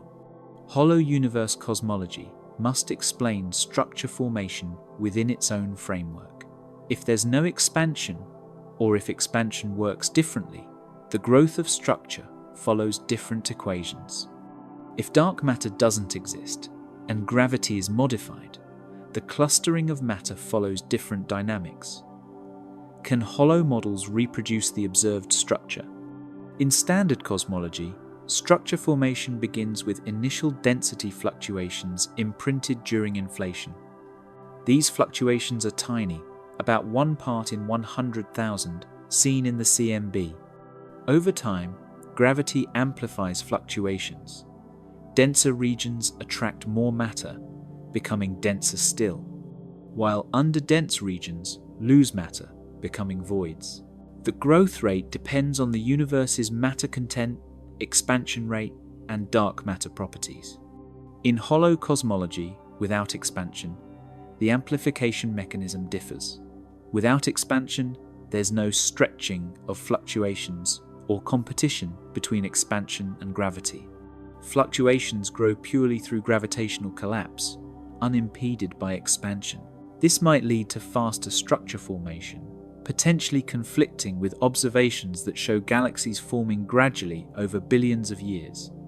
To match observations, hollow models might need to invoke initial conditions that slow structure formation. Perhaps the initial fluctuations were smaller, requiring more time to grow. Or perhaps the interior's dynamics include effects that resist collapse, like pressure or angular momentum, balancing gravity and slowing structure formation. The shell's gravitational influence could also play a role, creating tidal forces that affect how matter clumps. The cosmic web, the large-scale pattern of filaments, clusters, and voids, is a striking feature of structure. Simulations based on standard cosmology using dark matter and cosmic expansion reproduce this pattern. Hollow universe models would need to show that their physics produces similar large-scale structure. This requires calculating how perturbations evolve in the hollow metric, how matter streams and clusters, and how the final distribution compares to observations. Galaxy formation within hollow cosmology might differ little from standard models at local scales. Galaxies form from collapsing gas clouds, with stars forming inside. The details depend on local physics: gas cooling, star formation, supernova feedback, black hole growth. These processes are the same whether the universe is hollow or infinite, as they're determined by local conditions. So galaxies, stars, and planets form similarly in both models. However, galaxy clustering and large-scale flows might differ. In standard cosmology, galaxies move toward overdense regions, creating large-scale flows like the Great Attractor. These flows are driven by gravity from mass concentrations, including dark matter. In hollow cosmology, flows might be influenced by the shell's structure or by modified gravity, potentially producing different patterns. Gravitational lensing maps of the cosmic web provide another test. Observations show that mass is distributed in filaments connecting clusters, consistent with dark matter's distribution predicted by simulations. Hollow models without dark matter must explain these lensing observations through alternative means. Either modified gravity amplifies lensing, or the shell's influence creates lensing effects, or visible matter alone suffices if distributed appropriately.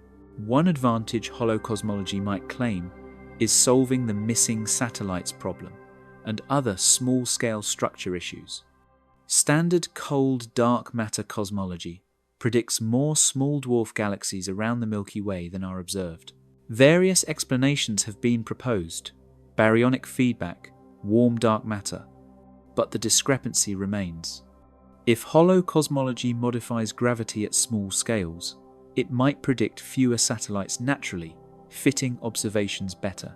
Similarly, the core cusp problem, dark matter halos in simulations, have dense centers, cusps, while observations favor flatter cores might be resolved. If hollow cosmology doesn't rely on dark matter halos, but uses modified gravity, galaxy centers might naturally form cores rather than cusps, matching observations without invoking baryonic feedback. Testing structure formation in hollow models requires simulations. Researchers would need to run n-body simulations with the holometric, modified gravity, and appropriate initial conditions, then compare the resulting structure to observations. These simulations are computationally demanding and require clear specification of the model's physics. Until such simulations are performed, structure formation remains a major unknown for hollow cosmology. The edge of the universe, exploring the cosmic shell. In hollow universe cosmology, the shell is the defining feature, the boundary that encloses the interior and gives the universe its structure. But what is the shell? What's it made of? How thick is it? Can we observe it, reach it, or detect its presence? These questions are central to the theory's physical plausibility. One possibility is that the shell is composed of ordinary matter, atoms, molecules, perhaps organized into structures like galaxies or diffuse gas. If so, the shell would have enormous mass, enough to curve space-time throughout the interior. The mass needed depends on the shell's radius and the desired interior curvature. For a shell with radius comparable to the observable universe, tens of billions of light-years, the required mass could be comparable to the observable universe's total mass. But if the shell contains the universe's mass, where's the mass we observe inside? Galaxies, stars, the CMB, all contribute to the interior's mass energy. If that's all contained in the shell, then the interior would be nearly empty except for these structures. This raises a puzzle. Why do galaxies exist inside rather than composing the shell? One answer might be that the shell is much more massive than visible matter, analogous to dark matter's role in standard cosmology. Alternatively, the shell isn't ordinary matter, but something exotic, a brain, a higher dimensional object, a topological defect, or a feature of space-time geometry itself, rather than material substance. In brain cosmology, inspired by string theory, our universe is a three-dimensional brain embedded in higher dimensional space. The shell could be the brain's boundary, or a feature of how the brain curves through the extra dimensions. If the shell is geometric rather than material, its thickness and composition are matters of space-time structure, not matter content.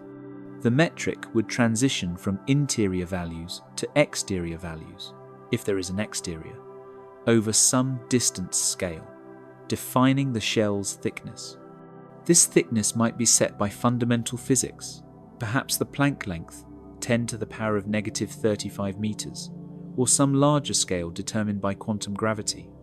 Observing the shell directly would be challenging.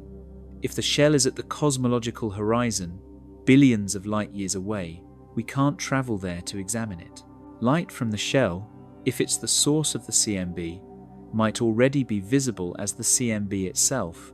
Any structure in the shell should imprint patterns on the CMB, which observations constrain to be very smooth fluctuations at 1 part in 100,000. Could we detect the shell through gravitational effects? If the shell's mass distribution is non-uniform, it would create gravitational fields affecting interior matter. These effects might show up in galaxy motions, gravitational lensing, or CMB anisotropies. Searching for signatures that correlate with a preferred direction or distance scale might reveal the shell's influence. Another possibility is that the shell is a horizon in the sense of general relativity, a boundary in space-time rather than in space. Horizons separate causally connected regions from causally disconnected ones. The shell might be the edge of our observable universe in a geometric sense, the boundary beyond which we can't see because light hasn't had time to reach us, or because space-time geometry prevents it. If the shell is a horizon, what lies beyond?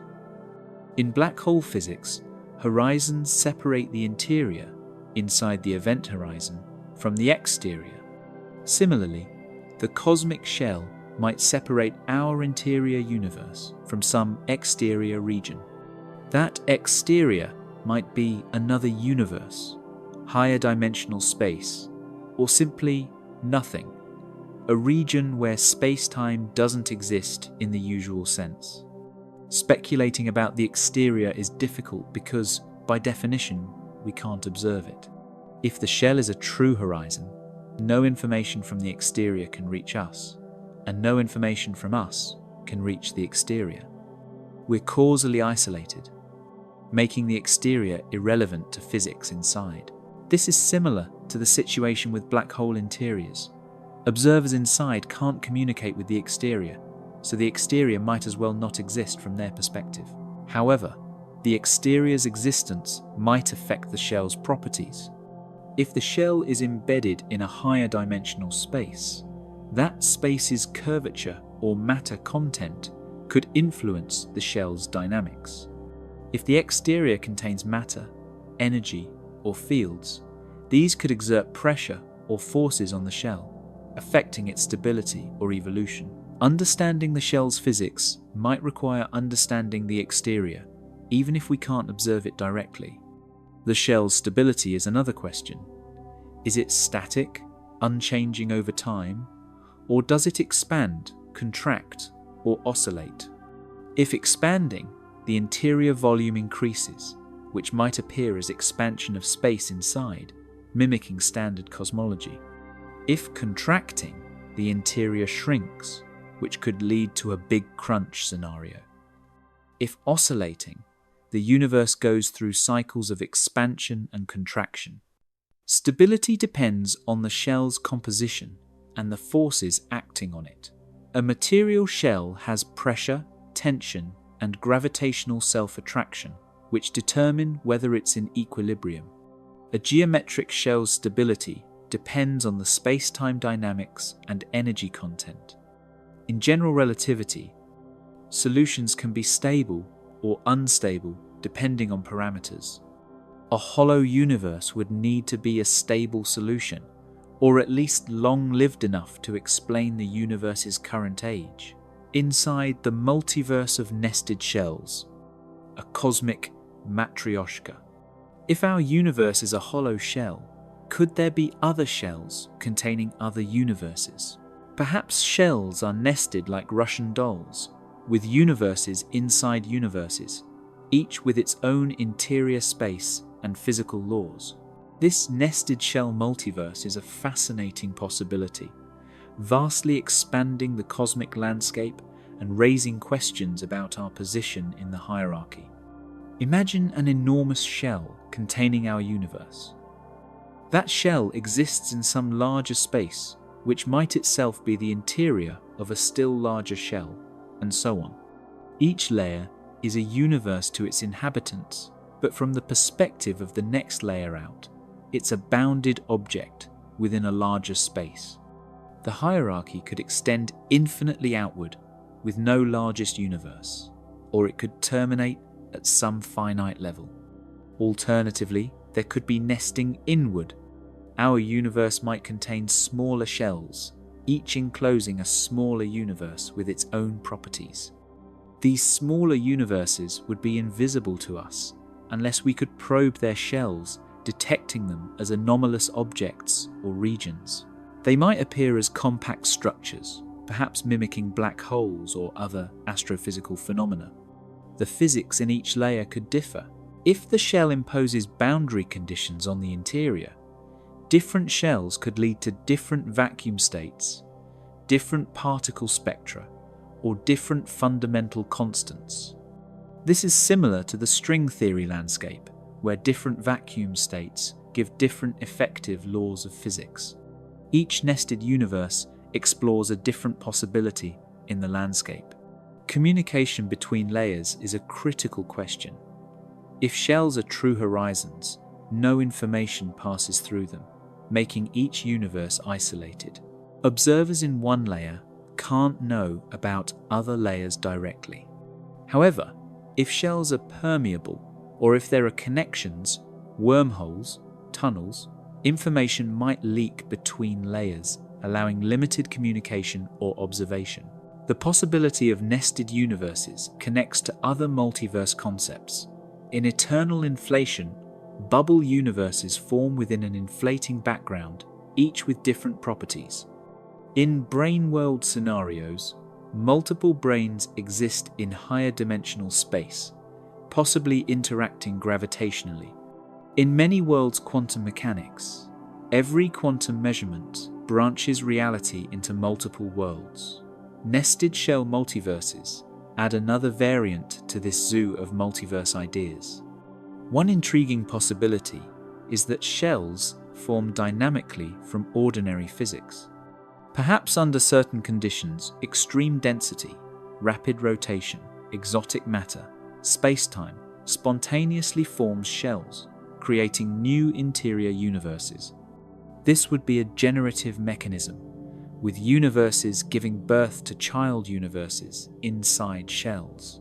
It's reminiscent of Lee Smolin's cosmological natural selection, where universes reproduce through black holes. If shells form from collapses, then black holes in our universe might be shells containing smaller universes. This connects hollow universe theory to black hole universe theory discussed in the earlier script. The interior of a black hole, instead of being a singularity, could be a hollow shell with an interior universe. Every black hole we observe would then contain a cosmos of its own, with galaxies, stars, possibly life. This idea is both profound and troubling. Profound because it suggests the universe is endlessly creative, with complexity and structure at all scales. Troubling because it raises ethical questions. If creating a black hole creates a universe, do we bear responsibility? If black holes evaporate via Hawking radiation, do we destroy universes? These questions, though speculative, highlight the deep implications of nested shell cosmology. The hierarchy structure might be fractal or self-similar. Each level looks statistically similar to others, with the same kinds of structures and laws scaled appropriately. Alternatively, each level could be unique, with properties depending on the particular shell and exterior conditions. Without observational access to other levels, these questions are metaphysical rather than scientific, at least for now. Detecting nested universes inside our own might be possible if shells have observable signatures. If small shells exist, they might produce gravitational anomalies, unusual lensing, or other detectable effects. Searching for such anomalies could reveal nested structure. Similarly, if we're inside a shell within a larger universe, the outer shell's influence might create detectable patterns in our cosmology, such as CMB asymmetries or preferred directions. Philosophically, nested universes challenge our notion of the universe as all that exists. If there are layers beyond our observable shell, the totality of existence is far larger than we can ever observe. This is humbling and disorienting, shifting our perspective from cosmology, the study of the universe, to metacosmology, the study of the structure of universes and their relationships. Solving the horizon problem. How the cosmos makes sense. The horizon problem is one of the classic puzzles of standard Big Bang cosmology. It asks, why is the universe so uniform on large scales? Observations, especially of the cosmic microwave background, show that regions of the sky, separated by more than about 2 degrees, have nearly identical temperatures, differing by less than 1 part in 100,000. Yet in standard cosmology, without inflation, these regions were never in causal contact, that light hadn't had time to travel between them in the universe's history up to the time the CMB was emitted. How did these causally disconnected regions reach the same temperature? It's like finding 2 isolated houses with identical interior temperatures without any contact or coordination. The coincidence seems too perfect to be chance. The standard solution is cosmic inflation, a brief period of exponentially rapid expansion in the first fraction of a second after the Big Bang. Inflation stretches a tiny, causally connected region to encompass the entire observable universe, explaining the uniformity. Hollow universe cosmology might solve the horizon problem differently. If all parts of the interior are connected through the shell, causal contact could occur via paths through or around the shell, making distant regions' uniformity natural without requiring inflation. Consider the geometry. In a hollow sphere, you can travel from any point on the interior surface to any other point without leaving the interior. The maximum proper distance is roughly the shell's circumference for paths along the surface, or diameter for paths through the interior. If the shell's size and the speed of light allow these paths to be traversed in the universe's lifetime, all regions are causally connected. Suppose the shell formed 13.8 billion years ago, and light can travel the shell's diameter in that time. Then signals from any point can reach any other point, allowing temperature equilibration. The CMB's uniformity is explained by the interior being in thermal equilibrium, which is possible because of causal contact through the shell's geometry. This requires the shell's diameter to be no larger than about 13.8 billion light-years times 2, or roughly 28 billion light-years. The observable universe's radius is about 46 billion light-years, larger than 13.8 billion light-years, due to expansion in standard cosmology, but different in hollow cosmology, without expansion. If the shell's radius is comparable to or smaller than the light travel distance, the horizon problem is solved. However, there's a subtlety. The proper distance in hollow cosmology depends on the metric. If the metric is such that the center of the shell is infinitely far away in proper distance, then paths through the center might be infinitely long, preventing causal contact. The metric must be carefully chosen to ensure that paths along the shell surface or through the interior are finite and traversable. Another possibility is that the shell itself mediates communication. If the shell is a conducting or transmitting medium, signals could propagate through it from one point on the interior to another, establishing causal contact. The shell acts like a communication network, allowing distant regions to equilibrate even if direct line-of-sight paths are too long. This mechanism is similar to proposals in standard cosmology, where fields or particles outside the observable universe mediate interactions, allowing distant regions to equilibrate. In hollow cosmology, the shell plays an analogous role, providing a physical substrate for causal contact. If the horizon problem is solved geometrically, inflation is unnecessary. This is a major advantage for hollow cosmology, because inflation, while successful, has issues. The inflaton field driving inflation is hypothetical, with no direct detection. Inflation's initial conditions require fine-tuning. Why did inflation start and stop when it did? And inflation leads to eternal inflation, creating infinitely many bubble universes, complicating cosmology. Hollow cosmology, avoiding inflation, sidesteps these issues. The universe's uniformity is explained by its topology and causal structure, rather than by dynamical expansion. Initial conditions don't require fine-tuning.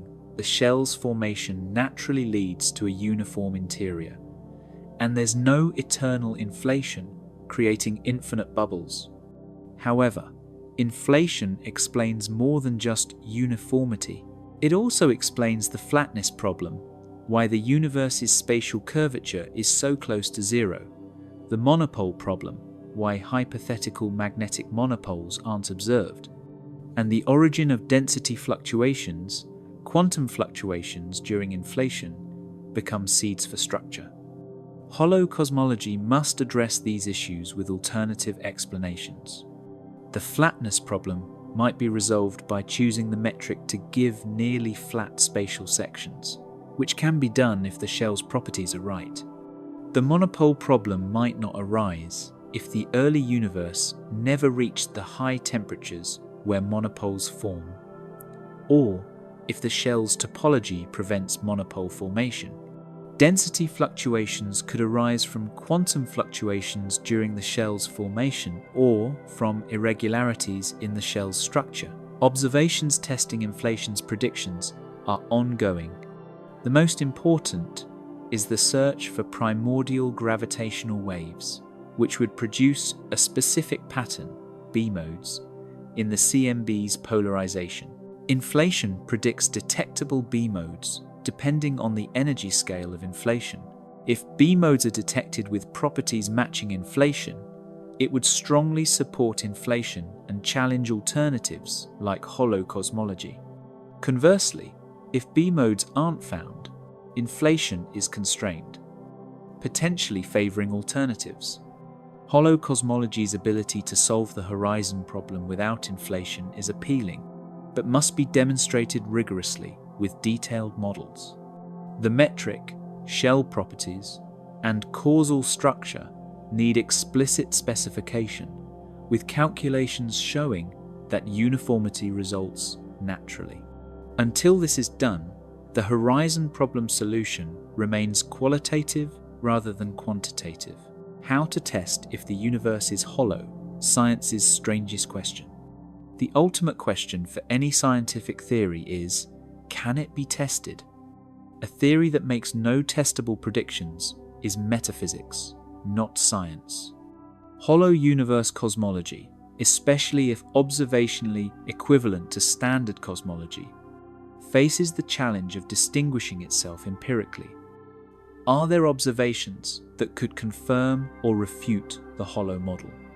One approach is to search for phenomena that differ between hollow and standard models despite their approximate equivalence. Observational equivalence is rarely perfect.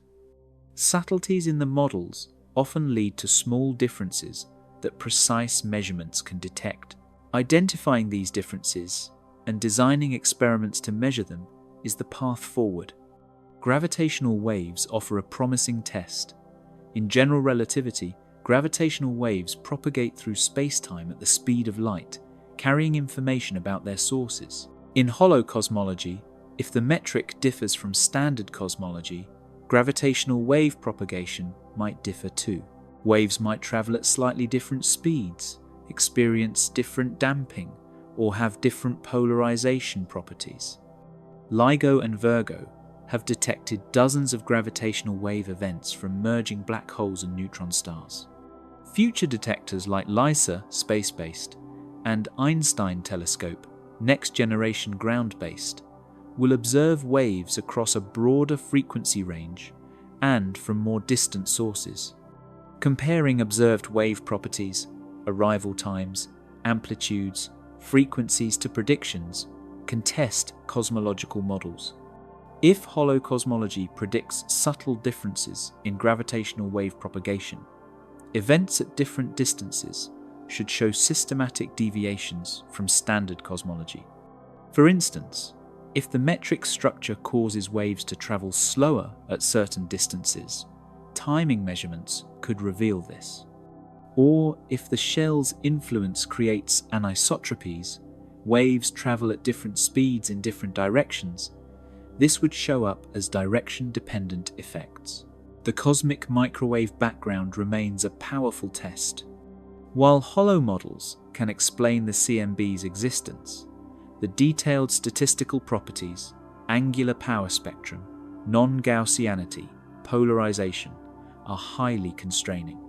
Any hollow model must match these properties to sub% precision, which is challenging. Anomalies in the CMB, such as the cold spot, the axis of evil, or hemispherical asymmetry, are intriguing. Standard cosmology struggles to explain them, suggesting possible new physics. Holocosmology could potentially explain them as shell features asymmetries in the shell's structure, preferred directions related to its formation, or reflections of large-scale shell inhomogeneities. Testing this requires constructing a specific hollow model with a non-uniform shell and calculating the predicted CMB patterns.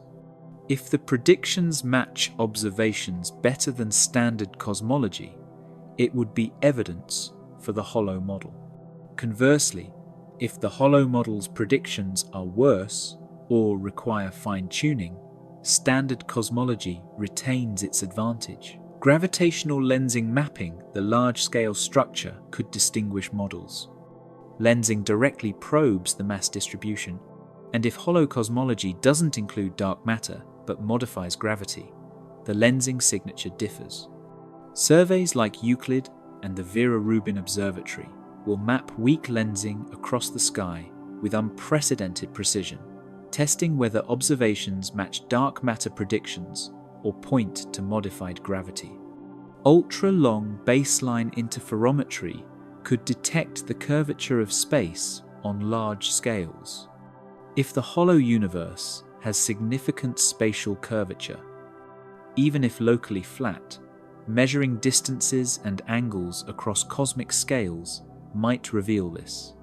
For instance, the apparent size of objects at different distances would follow a different relationship in curved space than in flat space.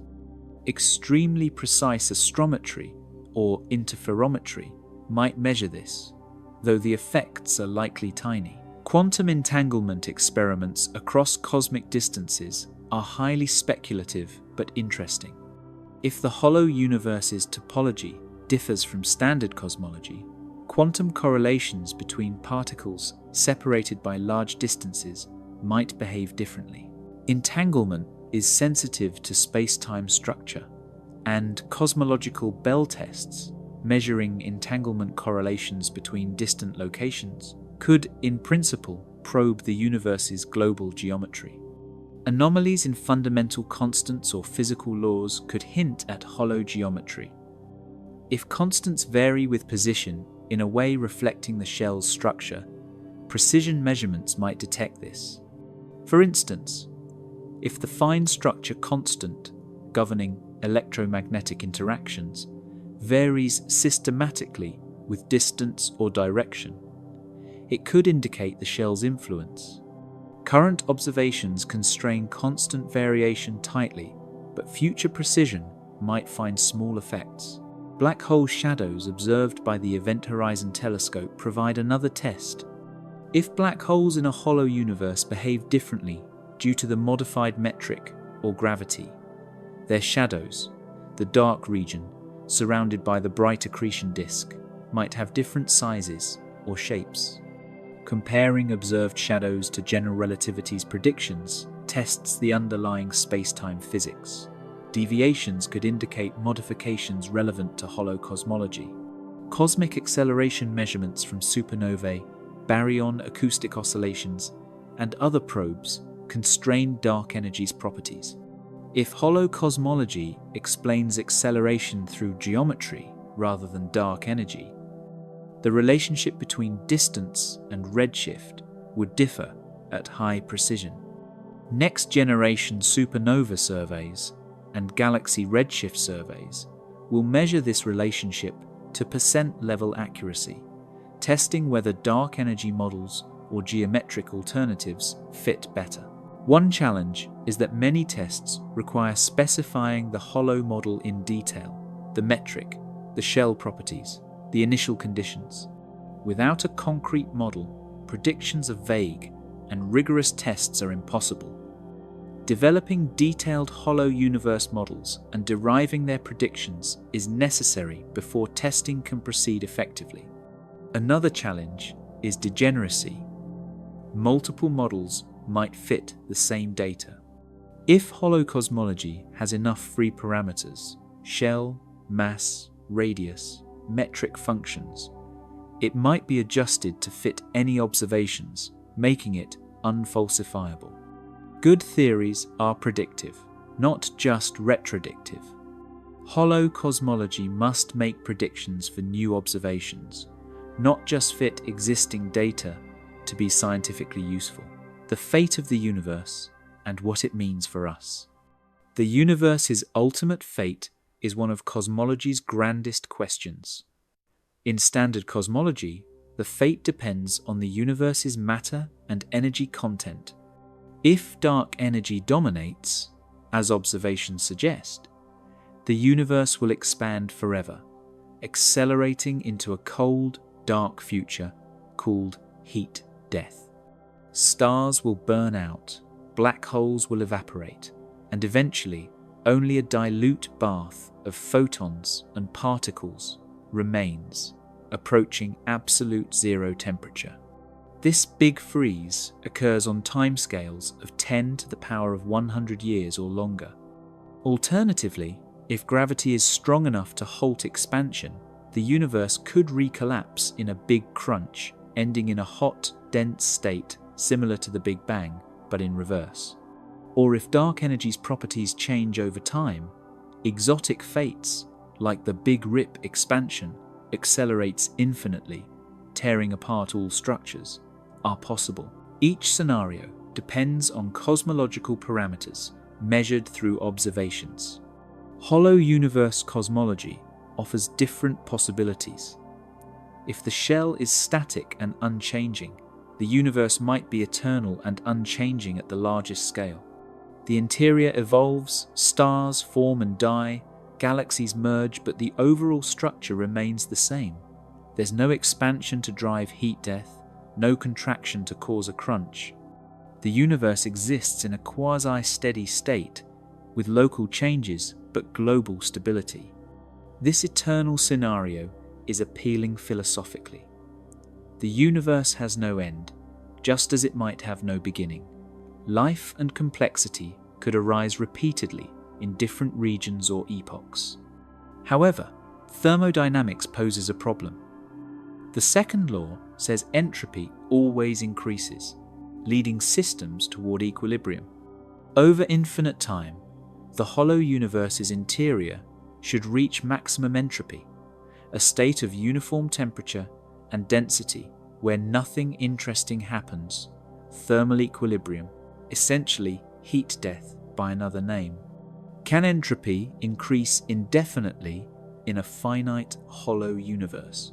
In standard cosmology, expansion allows entropy to increase without bound because the universe's volume grows, providing more states for entropy to explore. In a finite hollow universe, there's a maximum entropy determined by the interior volume and energy content. Once reached, the universe is in equilibrium and nothing further happens. Unless there's a mechanism to extract or reset entropy, if the shell absorbs entropy from the interior, or if there's energy exchange with the exterior, if it exists, the interior might avoid equilibrium. The shell could act as a heat sink or energy source, maintaining the interior out of equilibrium indefinitely. This requires violating the usual assumptions of thermodynamics, specifically that the universe is a closed system. If the shell is dynamic, expanding, or contracting, the fate depends on its dynamics. An expanding shell increases the interior volume, mimicking cosmic expansion and leading to similar fates as standard cosmology: heat death if expansion accelerates. A contracting shell decreases the volume, compressing the interior, heating it, and eventually leading to a crunch when the shell reaches minimum size. Oscillating shells are another possibility. The shell expands to a maximum size, then contracts to a minimum, then expands again, cycling indefinitely. Each cycle might reset the universe, erasing or scrambling the previous cycle's structures. This is similar to cyclic cosmology models, which avoid a definite beginning or end by having the universe go through infinite cycles. In an oscillating hollow universe, what happens at the turnaround points? Does the interior experience a big crunch at minimum size, with extreme densities and temperatures? Does information from one cycle survive into the next, or is each cycle independent? These questions are analogous to those in other cyclic models and depend on the detailed physics of the shell and interior. One scenario is that the shell's cycles are driven by quantum tunneling or phase transitions. The shell exists in a metastable state, periodically transitioning to a different state, driving expansion or contraction. This is similar to how inflation is driven by scalar fields transitioning between vacuum states. If the shell undergoes such transitions, the interior's fate depends on the transition dynamics. The role of black holes in the universe's fate is also affected.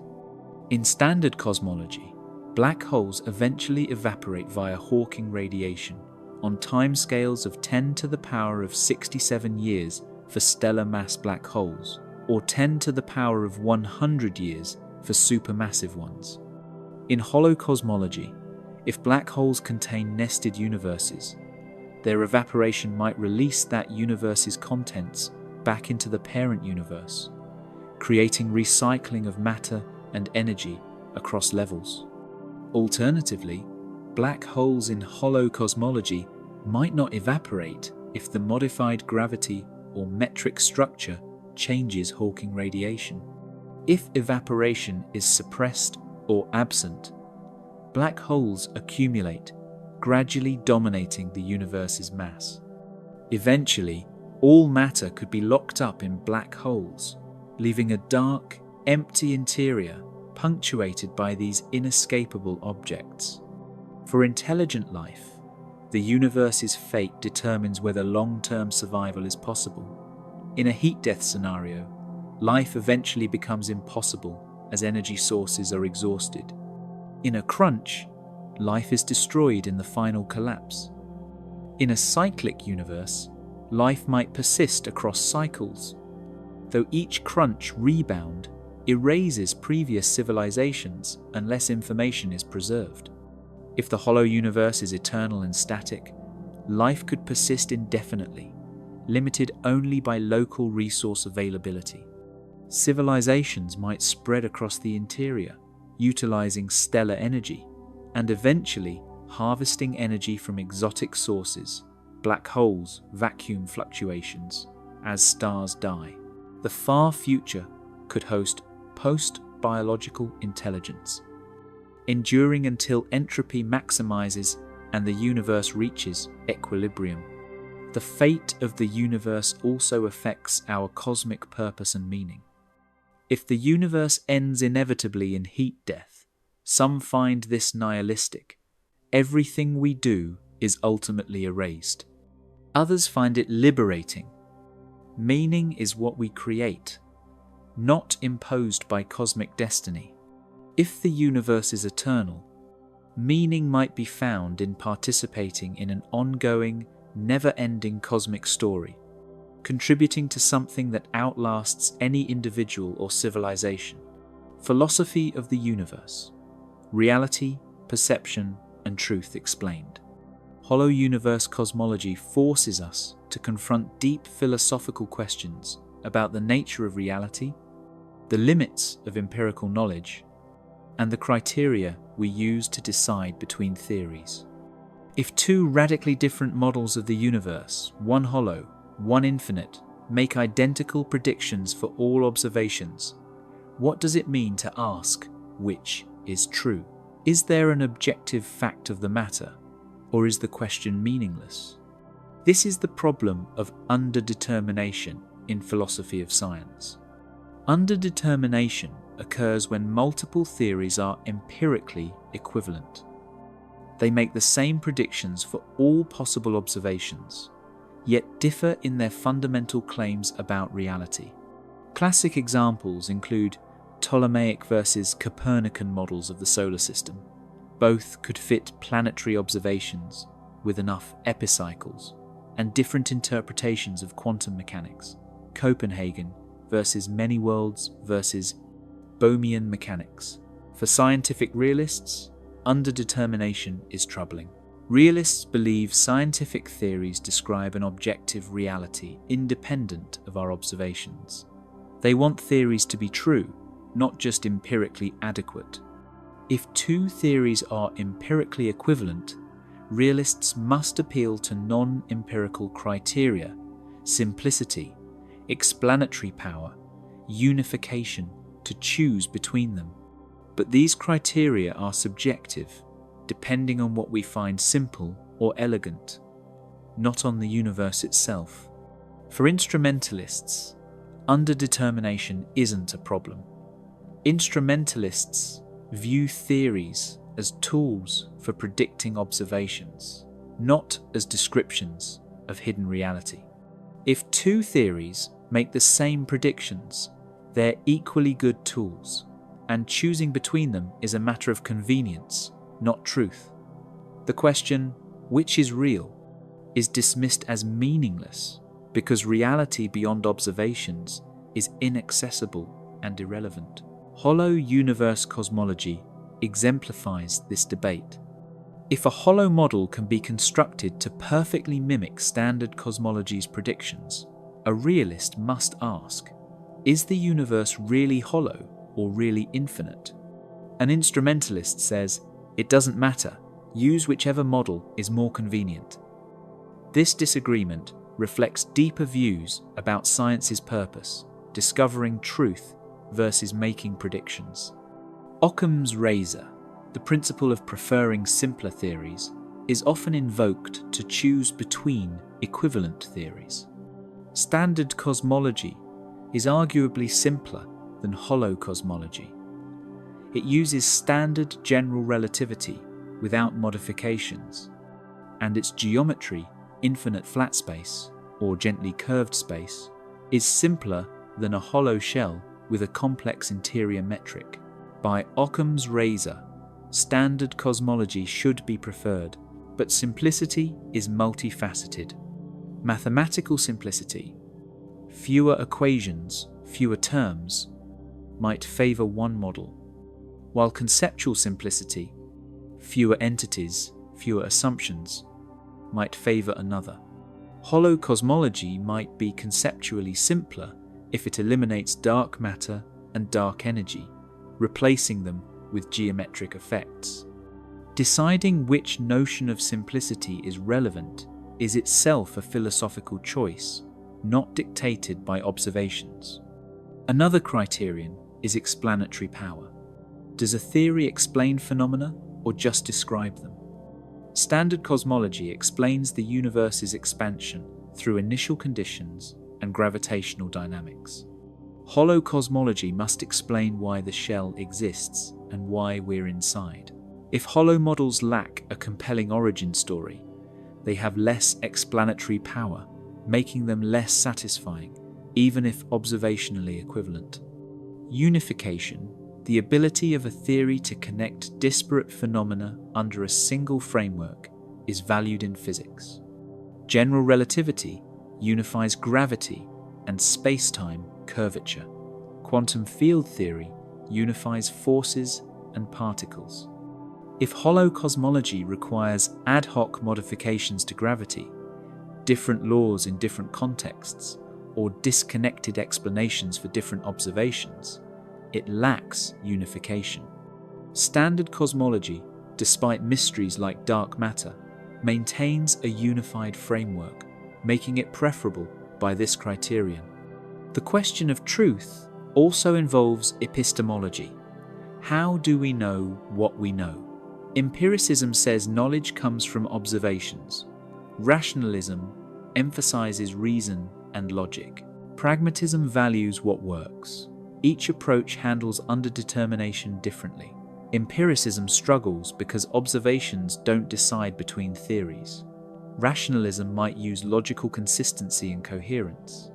Pragmatism chooses the theory that's most useful in practice. Hollow universe cosmology also raises questions about the relationship between mathematics and physical reality. The same mathematical structure, space-time geometry, can describe different physical scenarios, hollow versus infinite universe. Does this mean mathematics is just a language, capable of describing many possible worlds? Or does it mean the mathematics reveals something objective about reality, with different interpretations being different perspectives on the same underlying truth? The history of science shows that theories evolve. Newtonian mechanics was replaced by relativity, not because Newton was wrong, but because relativity is more general and accurate. Perhaps hollow and standard cosmology are both approximations to a deeper theory, with neither being completely right. Future physics might reveal that both perspectives capture aspects of a more unified understanding. There's also the anthropic principle. We observe what we do because we exist, and our existence requires certain conditions. If hollow and standard cosmologies both allow for life and intelligence, then anthropic reasoning can't distinguish them. We'd find ourselves in either model with equal probability, given that both permit observers. This shifts the question from which is true to which is more probable given our existence, but doesn't resolve it definitively. Philosophically, hollow universe cosmology invites humility. It reminds us that our observational access to the universe is limited, that we see only a portion of reality from a particular perspective. The universe might have properties we can't observe, structures beyond our horizon, or aspects inaccessible to empirical investigation. Science gives us powerful tools to understand nature, but those tools have limits. The simulation connection. When cosmology meets code, hollow universe cosmology intersects intriguingly with the simulation hypothesis, the idea that our reality might be a computer simulation created by an advanced civilization. Both propose that the universe has boundaries or structures constraining its properties, and both challenge conventional views about the nature of existence and reality. The simulation hypothesis, popularized by philosopher Nick Bostrom in 2003, argues that if civilizations develop the ability to run sophisticated simulations of conscious beings, and if they run many such simulations, then statistically, we're more likely to be in a simulation than in base reality. The argument relies on probabilistic reasoning. If there are vastly more simulated minds than non-simulated minds across the multiverse, any given conscious mind is probably simulated. Hollow universe cosmology shares some features with simulation theory. Both posit that the universe has boundaries, a computational substrate with finite resources in simulation theory, a physical shell in hollow cosmology. Both suggest that what we perceive as infinite space might be an illusion, rendered on demand in simulations, created by curved geometry in hollow universes. Both question whether our intuitions about reality are reliable guides to its true nature. If the universe is a simulation, the shell in hollow cosmology could be interpreted as the simulation's boundary, the edge of what's been computed or rendered. Regions beyond the shell don't exist because they haven't been simulated. The shell represents the limits of the computational resources allocated to our universe. When we look toward distant horizons, we're looking at the edge of the simulation, where reality fades into uncomputed possibility. This interpretation makes testable predictions, at least in principle. Simulations might have glitches, places where the rendering breaks down, where physical laws behave strangely, or where computational shortcuts become visible. If we found such glitches near the cosmic horizon or in the shell's structure, it could be evidence for simulation. Conversely, the smooth, consistent physics we observe across cosmic scales argues against crude simulations with obvious artifacts. The fine-tuning of physical constants is often cited as evidence for simulation or design. Constants, like the gravitational constant, the fine structure constant, and the cosmological constant, seem precisely calibrated to allow complex structures and life. In simulation theory, this fine-tuning is explained by the simulators choosing parameters deliberately. In hollow cosmology, fine-tuning might reflect the shell's properties. The constants are determined by how the shell formed and its boundary conditions on the interior. However, there are important differences between simulation and hollow cosmology. Simulations are computational. They exist as information processing in some substrate, with reality being fundamentally discrete and algorithmic. Hollow cosmology is geometric. It uses continuous space-time and differential equations, with reality being fundamentally smooth and mathematical in a different sense. A simulation could be paused, reset, or modified by external operators. A hollow universe evolves according to physical laws without external intervention. Another difference: simulations are nested computationally, simulations within simulations, while hollow universes are nested spatially, shells within shells. The nesting structures differ. Computational nesting is about levels of abstraction and processing. Spatial nesting is about geometric containment. However, if physical reality is fundamentally computational, as some theories suggest, these might converge. The question of consciousness also differs. In simulation theory, conscious minds are computational processes, patterns of information that feel subjective experience. The hard problem of consciousness, why information processing feels like something remains unsolved. In hollow cosmology, consciousness emerges from physical processes in brains, which exist in space-time regardless of whether that space-time is hollow or infinite. The geometry doesn't directly affect consciousness, though it might affect the universe's ability to support complex structures like brains. Some simulation theorists argue we should look for evidence of being simulated, anomalies in physical laws, computational limits in nature, or ways to hack the simulation. In hollow cosmology, we might look for evidence of the shell, signatures in the CMB, gravitational anomalies, or limits to how far we can observe or travel. The search strategies differ, but both involve looking for boundaries or constraints on reality. If we are in a simulation running on computational substrate, in a hollow universe simulations within shells, a nested hierarchy of both types, then the questions multiply.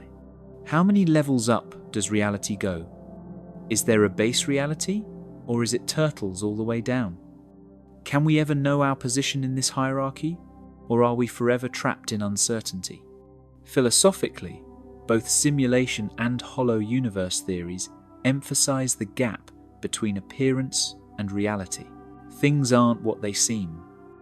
The universe has hidden depths or boundaries we can't directly access.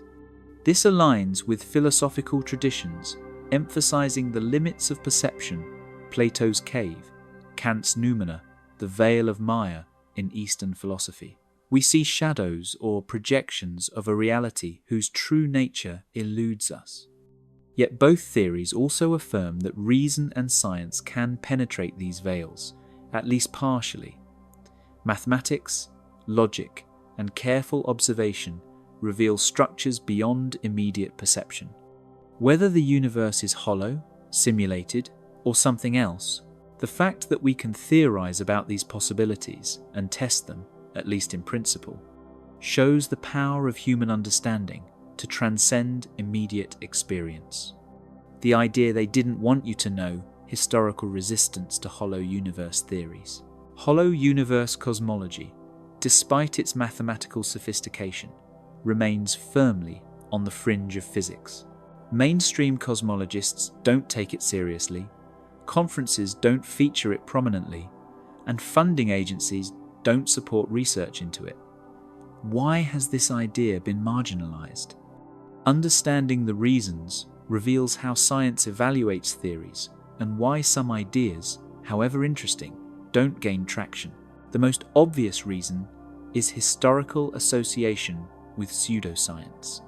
Hollow Earth theories, promoted by Sims, Teed, and others in the 19th and early 20th centuries, were eventually shown to be wrong through overwhelming evidence. Space travel definitively proved Earth is a solid sphere with a convex surface.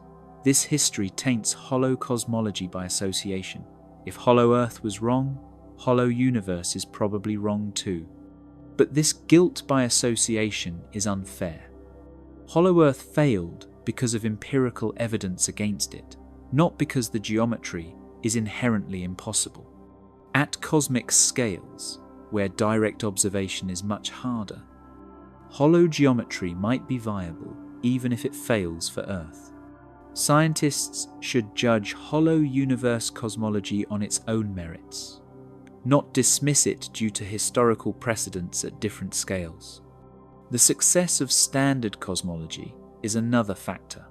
The Big Bang model, refined over decades, fits an enormous range of observations with remarkable precision. The Hubble expansion, CMB, temperature and fluctuations, light element abundances, large-scale structure, supernovae distances, all fit into a coherent framework. Why abandon a successful model for a speculative alternative that hasn't demonstrated comparable predictive power? This is reasonable conservatism. Science doesn't replace working theories lightly. New theories must either explain observations the old theory can't, or explain the same observations more simply or elegantly. Hollow cosmology hasn't clearly done either. It explains the same observations, at best, with more complex mathematics, and without the historical success and detailed predictions of standard cosmology. Occam's razor, the principle of preferring simpler explanations, cuts against hollow cosmology. Standard cosmology uses general relativity without modifications, with straightforward geometry, flat or slightly curved space, and well-defined dynamics. Friedmann equation. Hollow cosmology requires either complex metrics with many free parameters or modifications to gravity, or both. By any reasonable measure of simplicity, standard cosmology is simpler. The lack of clear, observational predictions is damning. Science advances by making testable predictions that observations can confirm or refute. Hollow cosmology, especially in its observationally equivalent formulations, makes the same predictions as standard cosmology, offering no new tests. Without predictive novelty, there's no way to confirm the theory and no reason to prefer it over the standard model. Some hollow cosmology proponents argue that the theory could explain dark matter and dark energy without invoking mysterious new components. If true, this would be a major advantage. But the details matter. Does the hollow model actually eliminate dark matter and dark energy while fitting all observations, or does it just replace them with equally mysterious geometric parameters? So far, no hollow model has demonstrated that it truly simplifies cosmology's unexplained phenomena. Theoretical conservatism plays a role too. Most physicists are trained in standard cosmology, have built careers on it, and are invested in its framework. Switching to a radically different model requires relearning, rethinking, and potentially discarding years of work. There's institutional inertia against paradigm shifts, even when evidence suggests a shift might be warranted. Hollow cosmology faces this inertia, multiplied by its lack of compelling evidence. The sociology of science also matters. Fringe ideas attract enthusiasts who may not have rigorous training, who may overstate their case, or who may mix legitimate mathematics with unfounded speculation. This creates a credibility problem. Serious physicists avoid association with fringe ideas because it could harm their reputations. Even if a fringe idea has merit, the social cost of exploring it deters mainstream engagement. Historical parallels exist. Continental drift, proposed by Alfred Wegener in 1912, was dismissed by most geologists for decades until evidence from plate tectonics confirmed it in the 1,960 seconds. The Big Bang itself was once considered fringe, with steady-state cosmology dominating in the 1,950 seconds. Fred Hoyle, a brilliant astronomer, rejected the Big Bang until overwhelming evidence forced a consensus. These cases show that fringe ideas can become mainstream, but only with compelling evidence. Hollow cosmology hasn't yet provided such evidence. Until it makes novel predictions that are confirmed or explains observations that standard cosmology can't, it will remain speculative. This is how science should work. Ideas must earn acceptance through evidence, not through philosophical appeal or mathematical possibility alone. However, dismissing hollow cosmology entirely might be premature. Science benefits from exploring alternative ideas, even unlikely ones.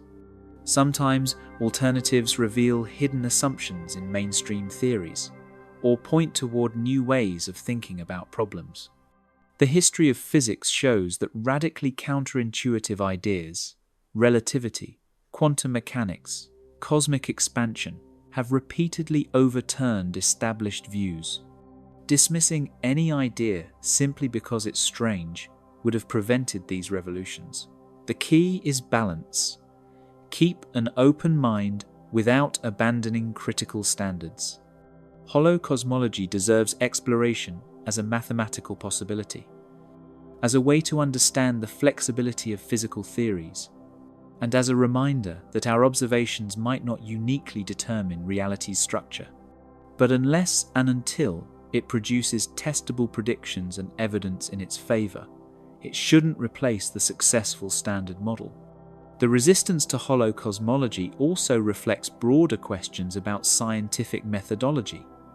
How much weight should we give to mathematical elegance versus empirical success? When should we favor radical innovations versus incremental refinements? How do we balance open-minded exploration with the need to focus resources on productive research directions? These questions have no definitive answers, but they shape how the scientific community evaluates ideas like hollow universe cosmology, living inside out, the ultimate cosmic perspective. We've journeyed through the mathematics, the physics, the observations, and the philosophy of hollow universe cosmology.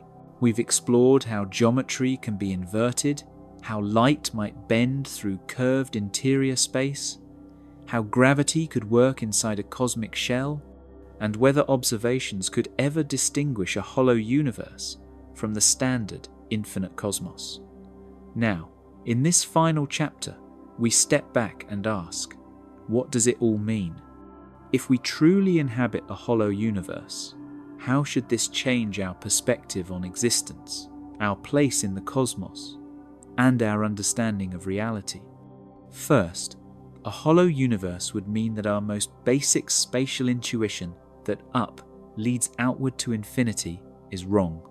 We think we're on the surface of a planet, looking out into an infinite void filled with stars and galaxies receding forever into darkness.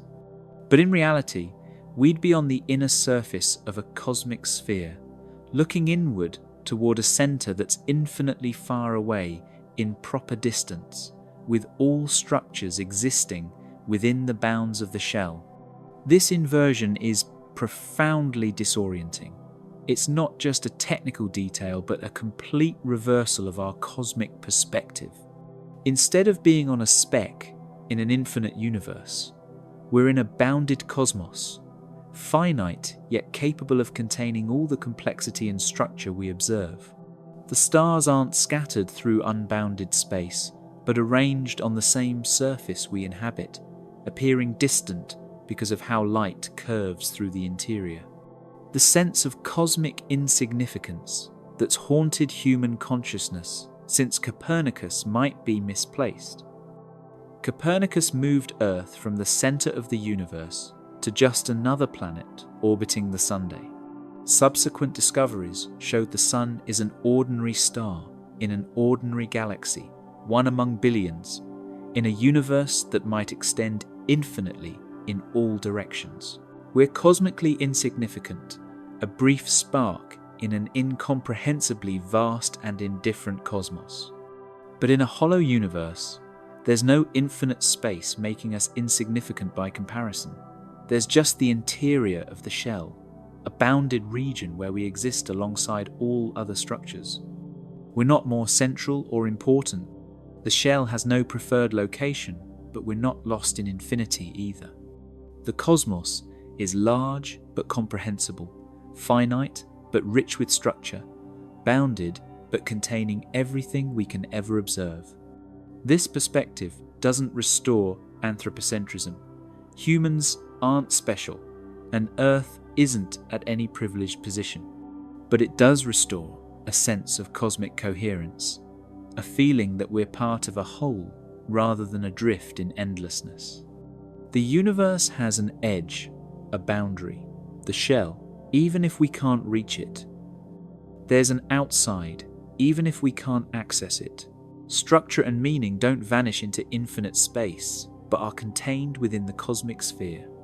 If the universe is nested shells within shells, universes within universes, then we're part of an infinite hierarchy extending in both directions.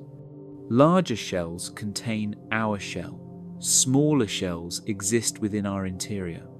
This fractal cosmos replaces the linear expansion of standard cosmology with a nested structure where every level is both container and contained, except possibly at the extremes, if they exist. Our significance in this hierarchy is ambiguous. Are we in a large shell or a small one? Near the top of the nesting or deep within? There's no way to know without observing the outer shell or detecting inner shells, neither of which we can currently do. This ignorance about our position mirrors our ignorance in standard cosmology about whether the universe beyond our horizon is larger, smaller, or infinite. The existence of the shell raises questions about purpose and design. In standard cosmology, the universe has no boundaries or special structures at cosmic scales. It's roughly uniform everywhere, suggesting no designer or purpose. But a shell is a structure, a boundary, something that requires explanation. Did it form naturally from physical processes, or was it created deliberately? If shells form naturally from collapses, phase transitions, quantum tunneling, or other mechanisms, then no designer is needed. The shell is just another physical object, albeit an enormous one, governed by laws of physics. But if shells are artificial, created by advanced civilizations or entities, then our universe might be an artifact, a constructed space. This connects to simulation theory and to theological ideas of creation. We can't know from inside whether the shell is natural or artificial. Both possibilities are consistent with our observations. Assuming the shell's influence on the interior is subtle enough not to create obvious anomalies. This uncertainty about the universe's origin, natural or designed, is fundamentally unresolvable from our perspective, a limitation on scientific knowledge that we must accept. The hollow universe also affects how we think about exploration and humanity's cosmic future. In standard cosmology, the universe is so vast that even traveling at light speed, we could only ever explore a tiny fraction of it. Most of the universe is forever beyond our reach, receding faster than light due to expansion. We're confined to our local neighborhood, a bubble perhaps billions of light years across, but still infinitesimal compared to the whole. In a hollow universe without expansion, the entire interior is potentially reachable given enough time and technology. There's no expansion carrying distant regions away, no cosmic horizon beyond which we can never go. If we could travel fast enough, we could eventually reach the shell itself, observing it directly, perhaps even learning what lies beyond. The cosmos becomes a place we can fully explore, not in practice but in principle. This possibility of complete exploration is both exhilarating and terrifying. Exhilarating because it means the universe's secrets are accessible. We're not forever cut off from knowing the whole. Terrifying because reaching the shell, the boundary of existence, might confront us with truths we're not prepared to handle. What if the shell is artificial? What if there's nothing beyond it? What if we find we're in a simulation or some exotic structure we can't comprehend? For meaning and purpose, the hollow universe offers different answers than standard cosmology. In standard cosmology, the universe expands forever toward heat death, where all structure dissolves and entropy maximizes. Life is a temporary phenomenon, a brief flowering in a universe inexorably sliding toward cold darkness. This can seem nihilistic. Nothing we do matters in the long run because everything ends in heat death. But in a hollow universe, if the shell is stable and eternal, there's no inevitable heat death. The interior might reach equilibrium, but if the shell acts as an energy source, or if there are cycles of renewal, complexity, and life could persist indefinitely. The universe doesn't have a definite end, just ongoing evolution. Our actions contribute to a story that continues beyond us, without the shadow of ultimate extinction. Alternatively, if the shell is temporary, if it will eventually collapse, evaporate, or transform, then our universe has a finite lifetime, but one determined by the shell's properties, rather than by expansion and dark energy. The end, when it comes, might be sudden rather than gradual, a collapse or phase transition rather than a slow fade. This would be a different kind of cosmic mortality, but mortality nonetheless. The philosophical implications of hollow cosmology remind us that the universe might be stranger than we imagine.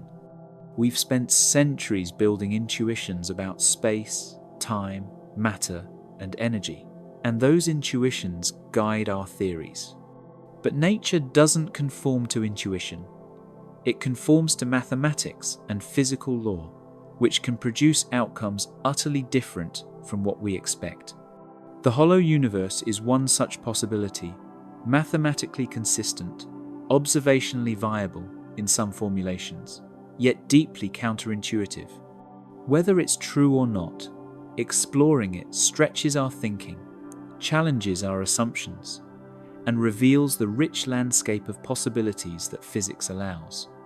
Even if the universe turns out to be flat and infinite, as standard cosmology suggests, the journey through hollow cosmology shows that this isn't the only possibility, that the data underdetermines theory, and that reality might have surprises yet in store. In the end, the question, is the universe hollow, might be less important than the questions it raises. How do we know what we know? What are the limits of empirical observation? Can fundamentally different theories make identical predictions? What role do simplicity, elegance, and explanatory power play in choosing between theories? These meta-questions about the nature of science and knowledge are valuable regardless of whether the universe is hollow or not. We live in an age where cosmology has become a precision science, with measurements of incredible accuracy revealing the universe's properties. Yet that precision coexists with profound ignorance. We don't know what dark matter is, what dark energy is, how the universe began, or how it will end. We've mapped the cosmos on the largest scales, yet remain uncertain about its fundamental nature. The hollow universe theory embodies this tension between knowledge and ignorance. We can construct detailed mathematical models, make precise predictions, and test theories with sophisticated observations.